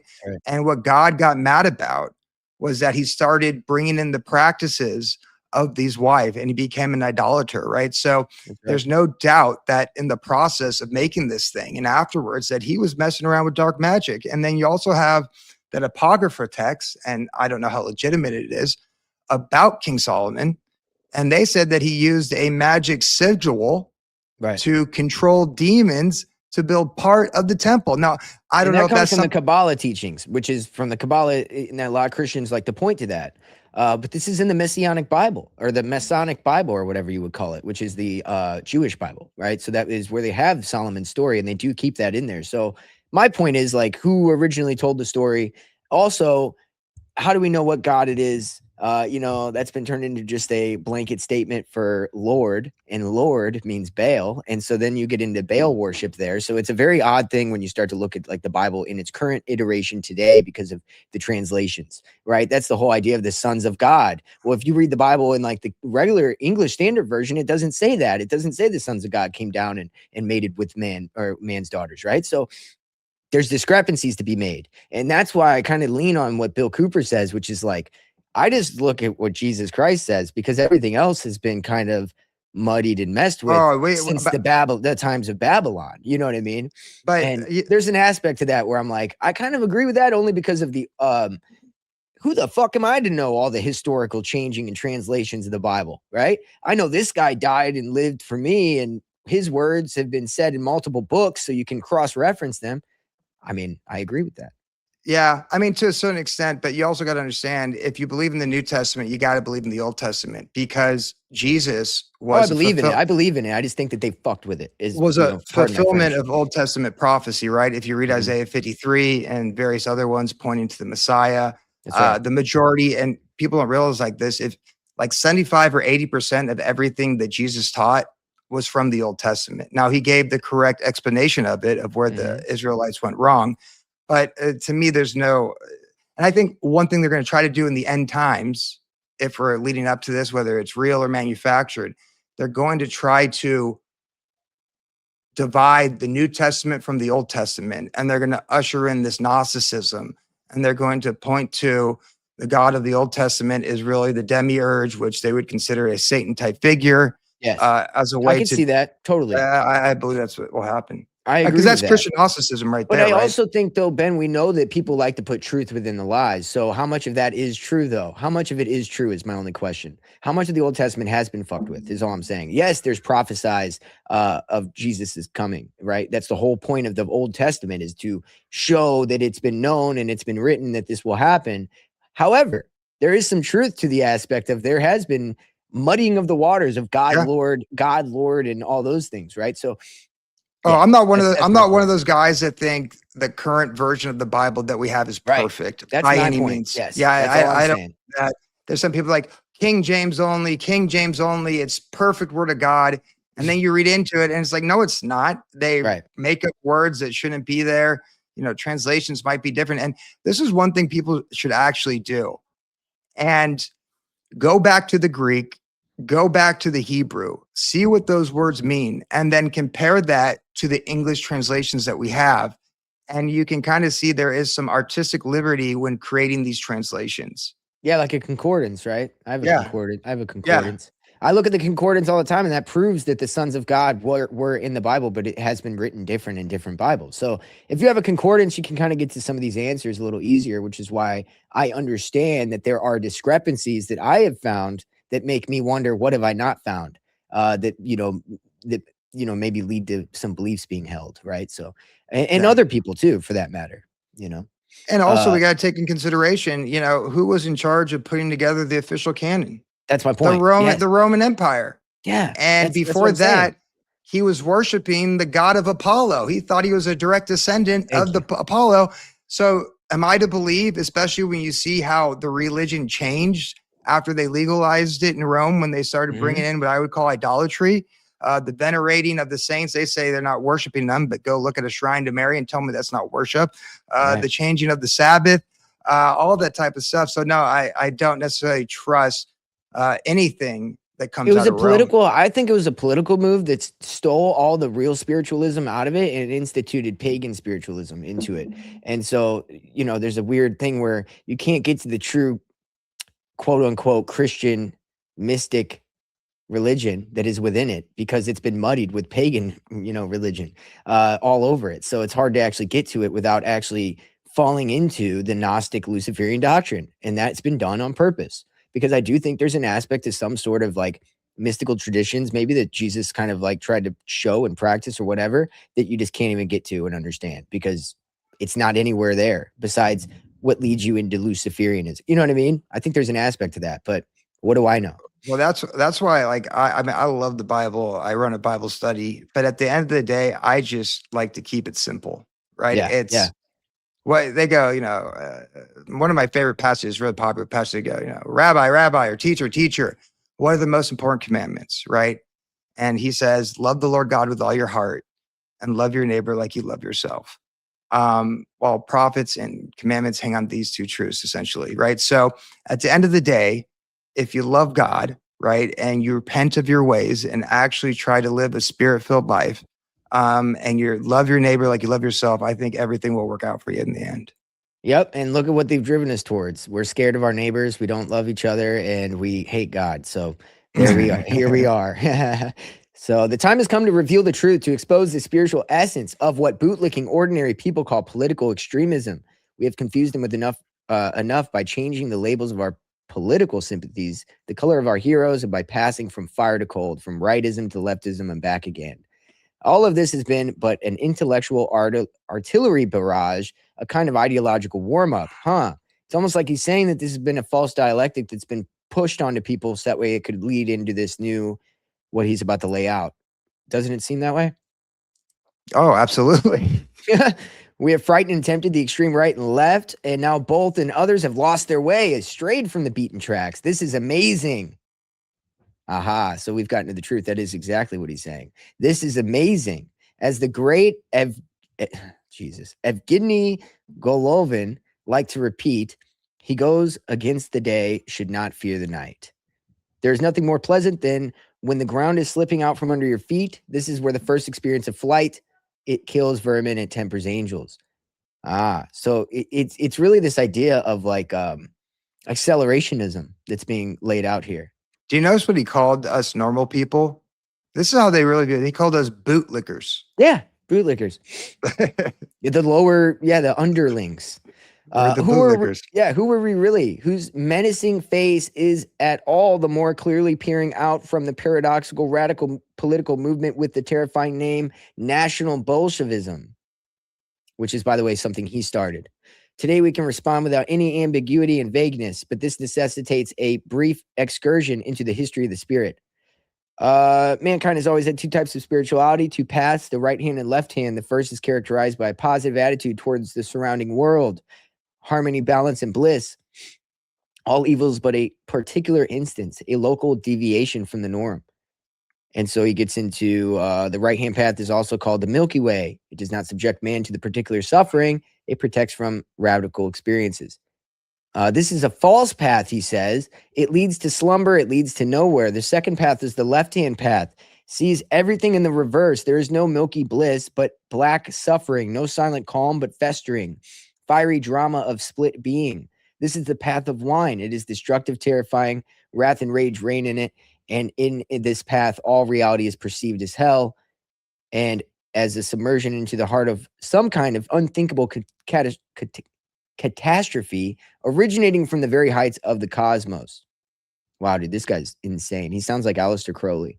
Oh, yeah. And this is what, once again, he is an occultist. He is arguing for dark magic. So if our thoughts are aligning with what he says, it's time to take a step back and go, wait a minute. Am I falling for this trap? Am I falling for an agenda? Why are my beliefs aligning with this occultist? And you could say the same thing for the Zionist regime, right? That's right. Which is why I just say reject it all and follow Jesus. Yeah. Only this path is correct. He who takes the path will gain fame and immortality. He who survives it will prevail and receive an award that is greater than being. He who goes down the left-hand path knows that it will end. The dungeon of matter will collapse and be transformed into a heavenly city. A chain of initiates passionately prepares into.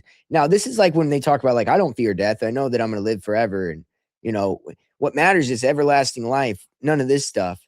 In a way, it kind of leads into this where it's like, almost nihilistic in a spiritual sense. It sounds like Alice Bailey, where she goes, hey, I know a lot of people are going to die when we usher in this new age, but it's okay because they're going to live forever. Their soul lives on. It's all good, guys. If anything, they're going to ascend in their death, by the way. So really, they're going to be better off when we. Well, I would say they would descend down to hell.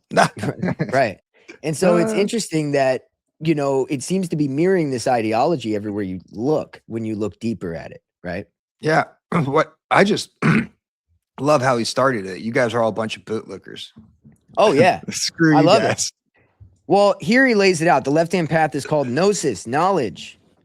So this is why, Michael Aquino worships Set, because Set would be the left-hand path, right? Osirian mysteries would be the right-hand path, both of them being a dialectical engine leading you towards Luciferianism.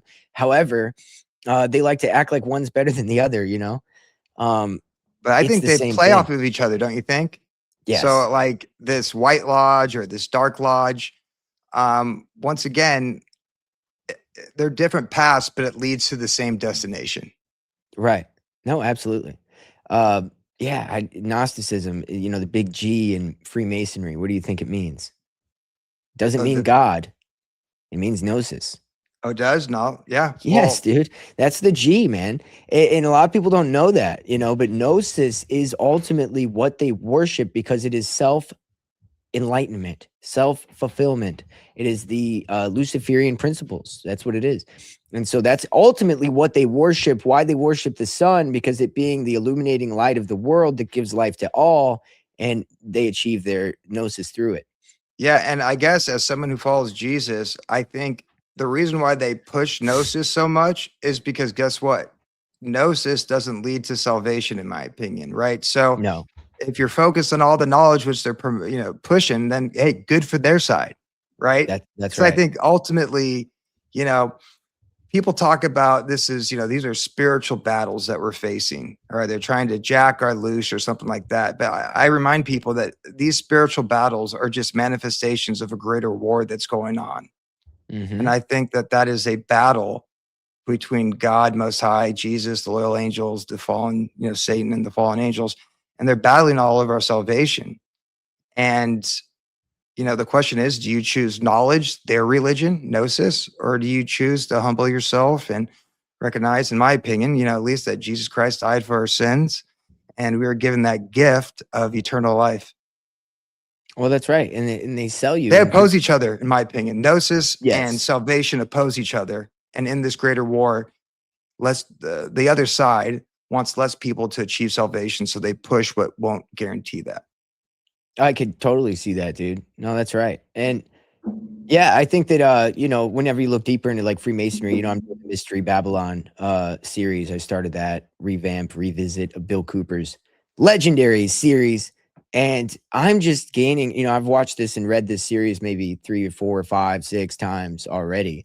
And this time is really crazy different a little bit because I feel like I've gained so much contextual understanding and knowledge of like this thing that we study. And going back through his like back to the basics rendering of what it is, it's like, wow, it really all opens up to you in a crazy way, you know? And I would even recommend that you check out at least this one episode, the first intro one. I'll send it to you. That you because did? I will send it to you because what he lays it out and it's so crazy because by the end here, let me show you what he says at the end here because it's probably the craziest thing I've ever read. And as you get through the series, it'll make more sense, but it's insane. And this is kind of where I'm leading some of my thought process from a little bit because I'm like, dude, there's something to that. Let me pull this up real quick. It's a little bit of a topic changer, but not really. Real quick. Yeah. They're talking about Adam and Eve. And I just want to say this. It's, Mhm. you know, people like to blame a lot of people for things. Oh, it's the Jews. Oh, it's the Jesuits. Oh, it's the, you know, Chabad or whatever, you know. And my whole thing is I think we don't blame Adam and Eve enough because if they never ate that damn apple, we would not be in this position today. Right. No, absolutely. That's where I put all my blame. Yeah. Let me see if I can find where this is. Where is it at? Oh no. I thought it was this one. It should be this one. Ah, here it is. Here it is. With the explorations in Sudan regions of Africa, of the ruins of the ancient capital of Ethiopia, which is Kush. I was making sure I was sharing this. Which is Kush of the Old Testament, bringing to light an ancient temple of Ammon containing a huge Masonic altar, and with archaeologists getting ready to renew their work in Palestine and Euphrates Valley, antiquarians expect further additions to the vast amounts of evidence of the worldwide spread of primitive Freemasonry, which concealed in its rites symbols and ceremonies for teaching the belief of the grand architect and grand geometrician of the universe, a one and supreme God who creates nothing. As said before, not the God of the Bible. This God is a pantheistic God. And we can expect the explorations, though, eventually to bring new material that links the mound builders of the Mississippi Valley, the Mayas of the Yucatan, and the ancient Egypts into one distinctly primitive brotherhood. We talk about this all the time, don't we? Mhm. This is Atlantis, right? Yeah. That they're trying to push. And if you follow the thread, you will find it leads up to the present day. They believe Freemasonry is the parent of all religions. The original world. Go ahead. So no, sorry. Well, real quick, do you know who Cush is, right? So if you read the Old Testament, you have all these different descendants of Noah. Son of Cain, isn't he? Yeah, but one line, which is the Davidic line, leads to Jesus. And in the Old Testament, all these different people, Cush, this and that, they spread all over the Middle Eastern area. And that's when these mystery religions, this fallen angel worship kind of entered. That's within right. all these different cults. It all goes back to that and these specific Yes. bloodlines. Well, you're going to see. Yep. I'm going to pull that up in a second because he talks about that. That's so amazing. You just brought that up. Hold on to that. Davidic bloodline. Davidic bloodline, everybody. Hold on to that. That's to Jesus. Yeah. Yes. Hold on to that because that's exactly what he talks about in here. And it's so important that we talk about that. The original worldwide cosmic gnosis diffuses in ancient times into the uttermost ends of the earth, scattered as it were, the Pompeii of prehistoric science. So in other words, this is Atlantis, but the mystery religion spread everywhere. This gnosis, right? Okay.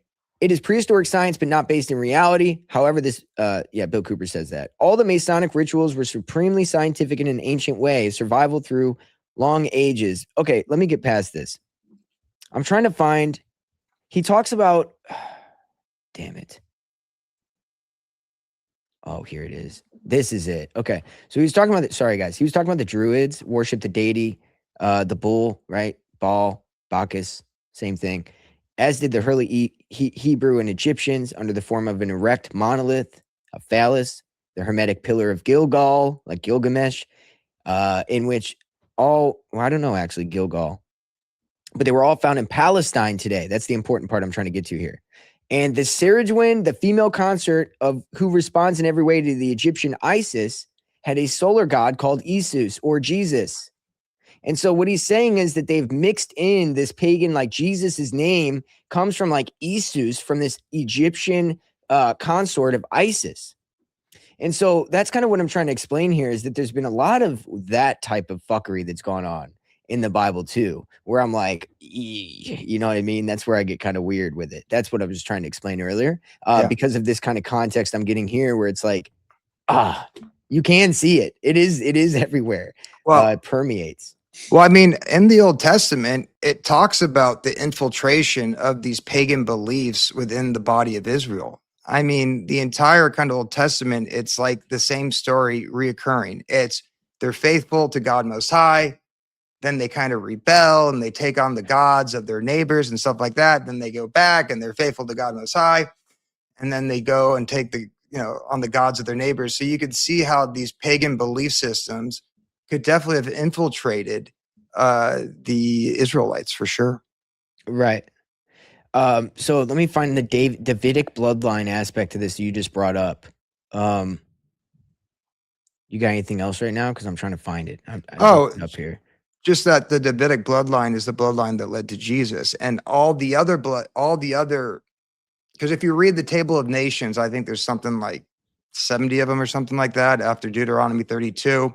And I think that all the rulers of these nations are all from the Noah bloodline that do not lead to Jesus. That's right.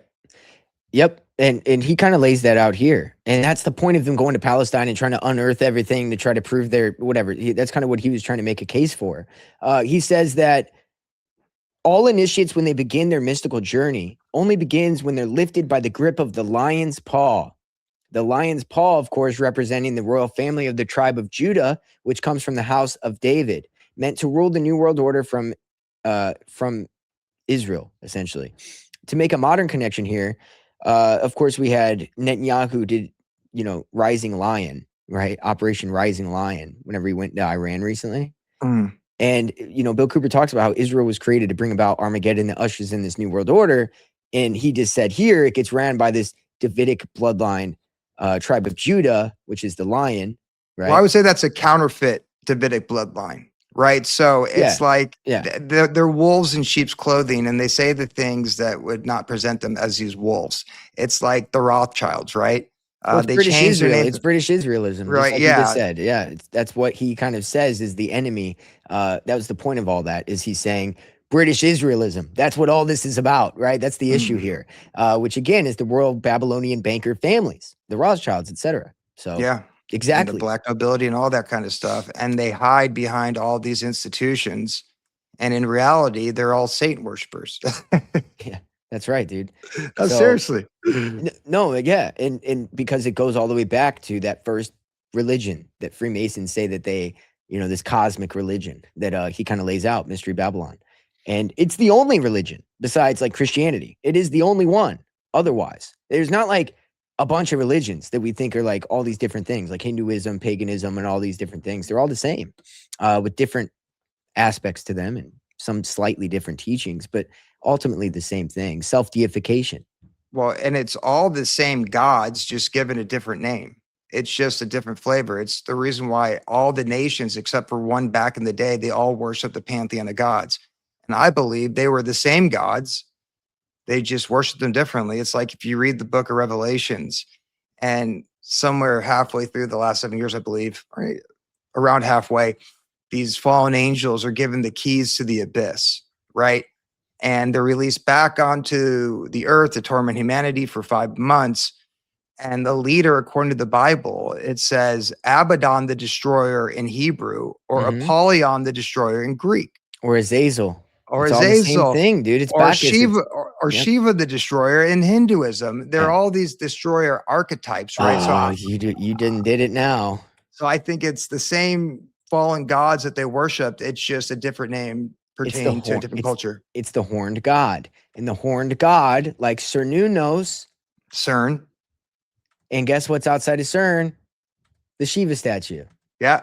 Cernunnos is a deity, a Celtic god whose name is clearly attested once. It talks about Cernunnos is this ram horned serpent, symbolism of fertility, wild beasts. I mean, it's same symbolism. So again, this one world religion is rearing its head over and over. And the more I look into this Mystery Babylon, the more I can see it everywhere. Cernunnos, Shiva, it's all the same creator, destroyer, deity that comes down to what we're speaking of. It's one thing. It's one thing. Yeah, and you can see how that can make an extreme comeback if they manufacture this holy war, Jews and Christians versus Muslims. Right. And they blame it on these people.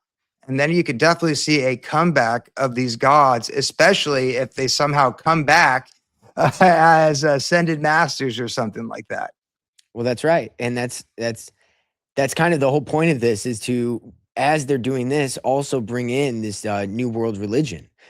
Isn't it interesting that they chose 4 alien species when they came out and talked about it on Fox News? What? 4, like the 4 main. Yeah. The Nordics, the reptilians, the insects or whatever. Yeah. And what are the 4 major, houses or whatever? Like, you got the lion, the eagle, the man, and the bull, right? That's the 4. What am I thinking of here? The 4, like it's outside it's the 4 like main cherubim faces, kind of, but it's not really called that. What is it? What am I thinking of here, guys? Somebody in the chat knows. But it's the classic picture where it is the cherubim. Yeah. But it's like it represents the 4 major something that it could be the 4 major. It could be the 4 empires that are going to rule over the earth. And that's in Daniel, I believe. That's also in Daniel multiple ways, when he has visions, and also with Nebuchadnezzar and that statue that talks about the 4 empires. That could be the 4 gospels. It's the 4 gospels. Yeah.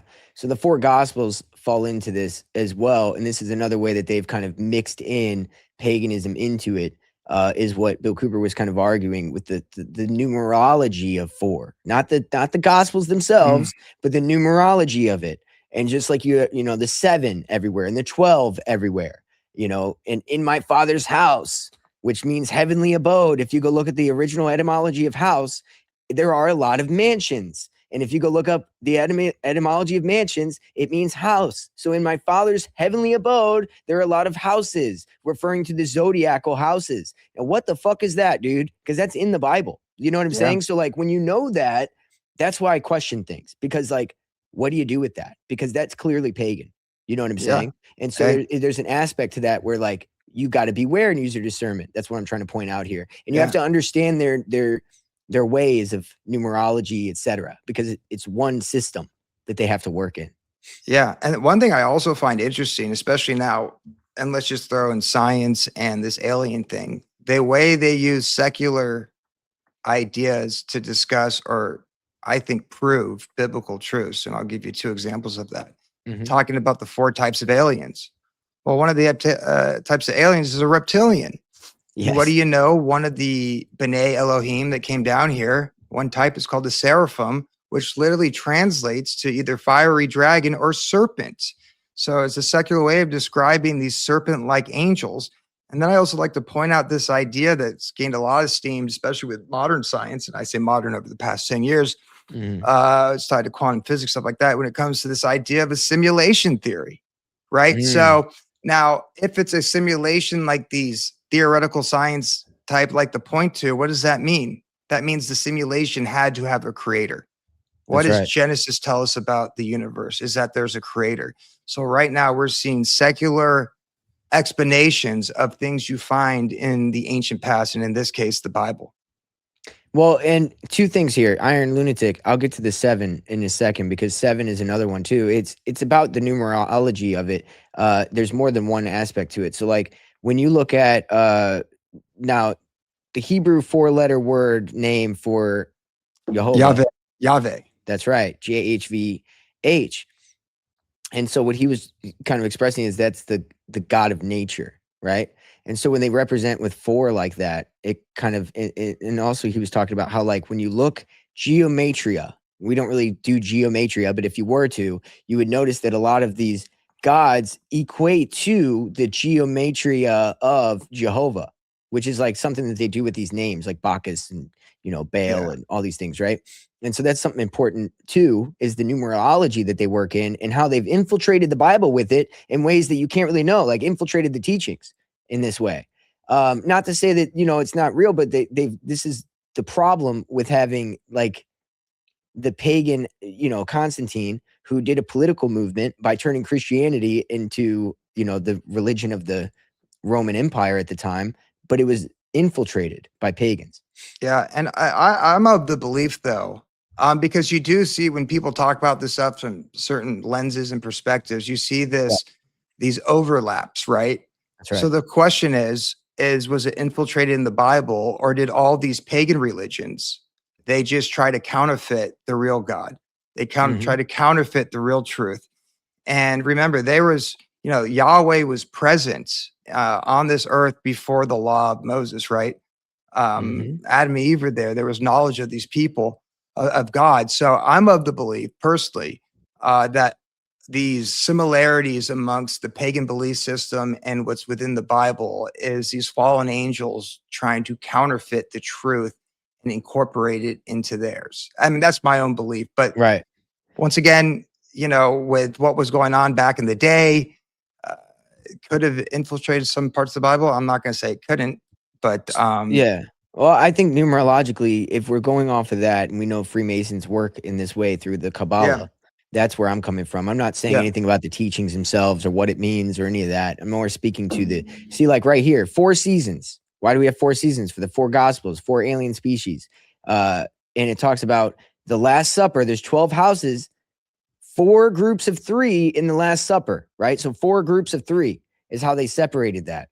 And so you have the 7 for the stars of the Pleiades. The 7 stars of the Pleiades are the 7 seals opened by the lion tribe of Judah, hence showing the emphasis of the tribe of Judah leading us into the New World Order as far as Revelation goes, because that is what opens up the tribulations and everything, right? And the 4 horsemen of the apocalypse, etc. So it's interesting to me that the 7 seals might be related to the 7 Pleiadian star sisters that we see in the New Age movement rearing its head with the alien stuff. And then again, with the 4 species of aliens. So I'm only speaking to the numerological kind of parallels that we see here as we look at these narratives being built. To tie into that, the one world religion thing is what I was going to say. It gets to that. That's what it leads to, is this one world emergence of religions, because you already have the numerology inside of the Bible. It's already been infiltrated into there.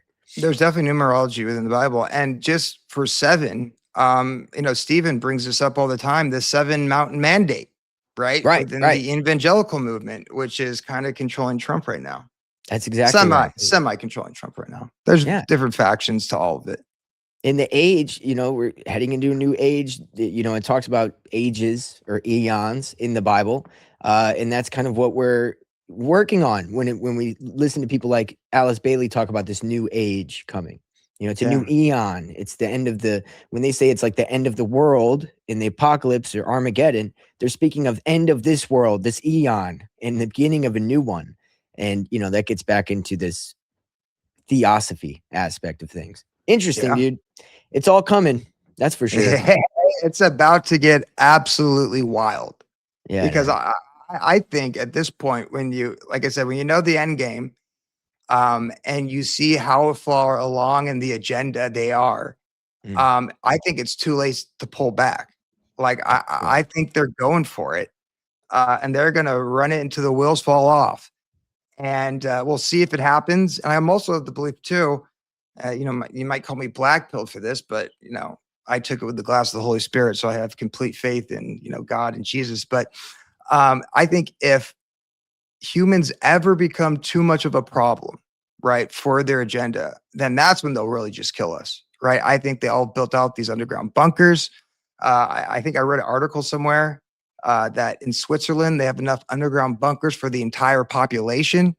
And we know the role that the Swiss play within the global banking system. That's right. You know, it's like they're getting ready for this. They've been getting ready for this for a long time. I think if we ever really pose any threat to it, they would just demolish it all and start over. And it would look artificial, but hey, they're not going to give up their power. Yep. And as we talk about this, right, you've got, you know, Alex Jones posting the new energy world order started. Iranian missiles invade U.S. defenses. I support a global nuclear war. He said that? Yeah, here it is. Exclusive. Why I now support a global nuclear war. As we're talking about this, I had to play this. So yesterday on my regular weekday broadcast from 11 a.m. to 3 p.m., in the middle of the show, I came out and said that I now support total nuclear war, a complete worldwide thermonuclear Armageddon that will kill all life on the surface of the planet, and that will just leave a few survivors in underground bunkers so that the elite that know best can reemerge from those and build. Oh, is he being sarcastic? He's being sarcastic. Yeah, that's hilarious, though. I'm not gonna lie, he can be funny sometimes. He is funny, man. He is, dude. I don't hate him. I don't hate anybody. We shouldn't hate any of these people, right? Yeah, I don't hate. I have no hate in my heart. I just enjoy ripping on their fucking narratives, dude, because it's just like I see where you're going with this. And you know, when you study narrative building and the mind wars, right? The whole thing that I did a whole thing on with Michael Aquino. It's like, dude, I've been studying this. Like this, it's hard for me to ignore when I see the building of narratives and I, you know, follow the logic down to its, you know, logical conclusion. And yeah, it's not good. So and I think you say something very important, right? I don't hate anybody. That's what you said. And that's key. We should not hate anybody. And I think, you know, the true test for all of us, right, in God's eyes, you know, I had a friend reach out to me and go, you know, it's easy to love your family. It's easy to love a cousin and pray for them. But the real test for all of us is if we can pray for our enemies, right? Because at the end of the day, for me personally, I don't want to see anybody have to serve eternity in hell. And I think everybody, there's only one unforgivable sin, and that's blasphemies against the Holy Spirit. Now, what that is, that's up to debate. But the point of the matter is like everybody else, everybody has a redeemable arc. No matter who they are, what ethnicity they are, what they've done in the past. I mean, just think about Saul to Paul. You know, Saul was going around going after the early Jews and Christians that were following Jesus, turning them over to the Roman authorities, where they were persecuted and dead. But then guess what happened? He had his road to Damascus moment. He had that coming to Jesus moment. He then understood that Jesus was Messiah. But guess what? God then was able to use him as an instrument of righteousness, right? So I think we should all be used as an instrument of righteousness to promote the truth without having hatred in our hearts. Because I think the point of all of this is, and why do we speak the truth? To get other people to believe us, right? So if you're operating with hatred in your heart towards anybody, then it's not going to work. That's right, dude. And you know, I have a weird take on like pitying people. I don't pity people. I don't feel bad for people. And by that I mean I have empathy for people. But if I pity you or if I feel bad for you on a level of like, oh, poor fucker, then I'm now placing myself in a superior role over you. And I just feel like, look, we're all humans, dude. I could end up in the same position as that person I'm pitying one day, and then the next day I'm in the same position. So I feel like humility comes from that too, where you're not, you know, hateful. You know, you don't pity people. You don't put yourself in a supremacist place, whether it be hating others because you feel yourself morally superior, or you feel yourself, financially superior, or whatever it might be. I just don't give into those in their various forms, whether it be like pity or hate or whatever, envy, things like that. And I feel like that all goes into the same thing. I just have, everybody's human. I love everybody. That's it. I got Yeah. whatever. Hey, and I think we're also, at least for me, right, especially as someone who was an atheist and was not living right, and I was a slave to sin, um, it's hard for me to judge somebody else who's doing that, knowing that I once did it before I saw the light. Absolutely. Right. So that's where the humility comes in, is that I think that's ultimately what should unite us in a humble fashion, is recognizing that we're all sinners to some extent. Right. And I think in God's eyes, this is what he says. I know, granted, there's various sins that are dealt with differently, but in God's eyes, he says, you break one law, you break them all. Right. So it's hard to understand that, but we all fall short, right? And I think that we have to apply that same grace to people who are deceived right now as God showed us. That's right. Through all this stuff, right? I think we have to operate out of that agape love that you got to God reach shows out. us. You got to reach out, the same way you'd reach out at somebody like a homeless guy on the street that's like fucking struggling, be like, hey man, you need a drink, you need water, you need a little dollar or two, don't go buying crack with it. But hey, if you got to, do your thing. If that's what you got to do, man, I ain't going to hate you for it. But it's like reaching out to these people or extending a hand, kind of obliterating their whole thing, their system and their whole organization is obviously another aspect to the goal, like we're doing with Alex Jones and these things. But also, like, if I would still reach my hand out and try to have some empathy and logic with the person. You know what I mean? So there's a duality to it that you can still have and maintain. Oh, absolutely. Well, the question is this: it's why are we trying to blow up the narrative, right? And for me, at least personally, it's not because I expect that I'm going to see any real change in the system of control. It might turn a little different so we don't recognize it, but it's still the same system. I think we should blow up the narrative to point people to the truth, right? And that's that God loved us. And in my opinion, that Jesus died for our sins.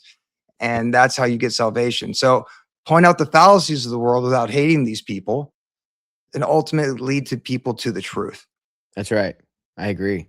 Man, dude, yeah, we're going to get out of here. I'm debating if I want to answer this crazy fucking question that somebody just asked. Do y'all think if God was black, heaven would be a ghetto? No, I think ghettos have been perpetuated by, a certain class of people, and that the current iteration of black Americans we see today have been manufactured on a major scale into what they are today. Their culture has been manufactured. Their personalities, to a large extent, have been manufactured. A lot of their histories have been manufactured, and they were dragged here. You have like a generational iniquity of being dragged here and enslaved, and then put into impoverished towns, and a lot of like crazy. Like, do they have a chance? Not really. But let's look at black people elsewhere, right? Like, maybe not. I guess you can't look at Africa because all the resources are there. So they're all getting fucked up over there. So it's like, I don't think it's like black people that cause it. I think it's the people that control everything that fuck all that up. People are people, humans are humans, and everybody has the equal aspects of virtue. And I believe that. And I think it could be fucked up through environment and things like that over time. Yeah, and I would like to clarify something I said real quick, just based on the chat. I said that the one unforgivable sin, according to the Bible, is blasphemies against the Holy Spirit. Now, I think that is open up for interpretation. I don't know exactly what that means. Does that mean if I think that you said some bad things about Jesus when you're an atheist, that you're automatically kept out of heaven? Absolutely not, right? I personally think blasphemies of the Holy Spirit is messing with God's creation, and you're God's creation, and has something to do with DNA altering to the point where you're no longer human. But I don't think because you said something bad about God when you were an atheist or something like that, that you're kicked out of heaven. I don't believe that at all. Yeah, I could see that. Yeah. Well, hey, if you hate God, just know that he still loves you. And remember, we were all enemies of God at some point, right? We are. I mean, dude, it's time and time again. The whole Bible is about people hating him and turning on him, and him still loving them. So, yeah, try to exemplify some of that aspect, of your own personality. But Yeah, Ben, let them know where they can find you, dude. Another banger Yes. episode. I love having I talks always with you. love We could doing- go yeah. all night, dude. You can find me at End of the World News on Instagram, Spotify, or iTunes. I make 3-minute videos on Instagram. I've been doing a little less lately just because it takes a lot of time and I work a lot. Or you can find me at YouTube, and that's what I have on my marker right here. And it's End of the World's, add an S to World News, all one word.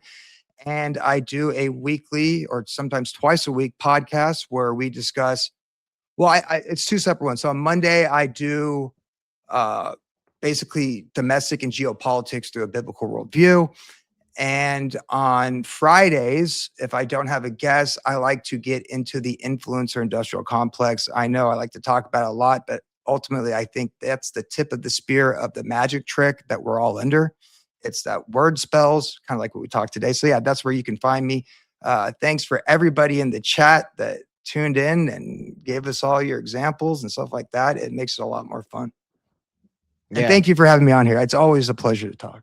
Oh, anytime, dude. Anytime. Yeah, dude. Definitely the tip of the iceberg. That's why we had to spend some time talking about it. Cause that's where, nowadays that, the media is done. Everybody gets their information, not from the news, but from online. And it's from majorly these talking heads. So you got to analyze them for what they're putting out there. What kind of what are people eating in their brain? What are they accepting in their minds? And we add that counterforce to it. Shout out Iron Lunatic, dude. Thank you. Good show. Right on, brother. Everybody got a large archive of early access episodes. We got a Mystery Babylon first episode of the series. Go check that out. I'm going to be doing part 2 on Sunday. So get yourself caught up for that part 2. I'll be live like 3 or 4 times this weekend. So be on the lookout. We'll be doing Weekend Warrior shit all weekend. Thank you guys. Thank you, Jeezy, brother. I appreciate you. Hey. Hopefully I see you guys all weekend, man. And we'll be back. Shout out Tara for another Jules. Them floating heart. I don't know what any of that is. I wonder if there's like emojis that are attached to these. I don't What know. are jewels exactly? I don't know. I've never seen them before. I think they're like fractions of like, so it's either like $5 or $6 or $10 Right. for the super chat. I think with jewels, it's like fractional money or something like that. Okay. I saw that you could give gifts, and I don't know what that is, but it's all YouTube jewelry. Anyway, just kidding. All right, everybody. Yeah, check out our archive. We got plenty of bangers. I'll be here all weekend. Have a great weekend, everybody, and see you later.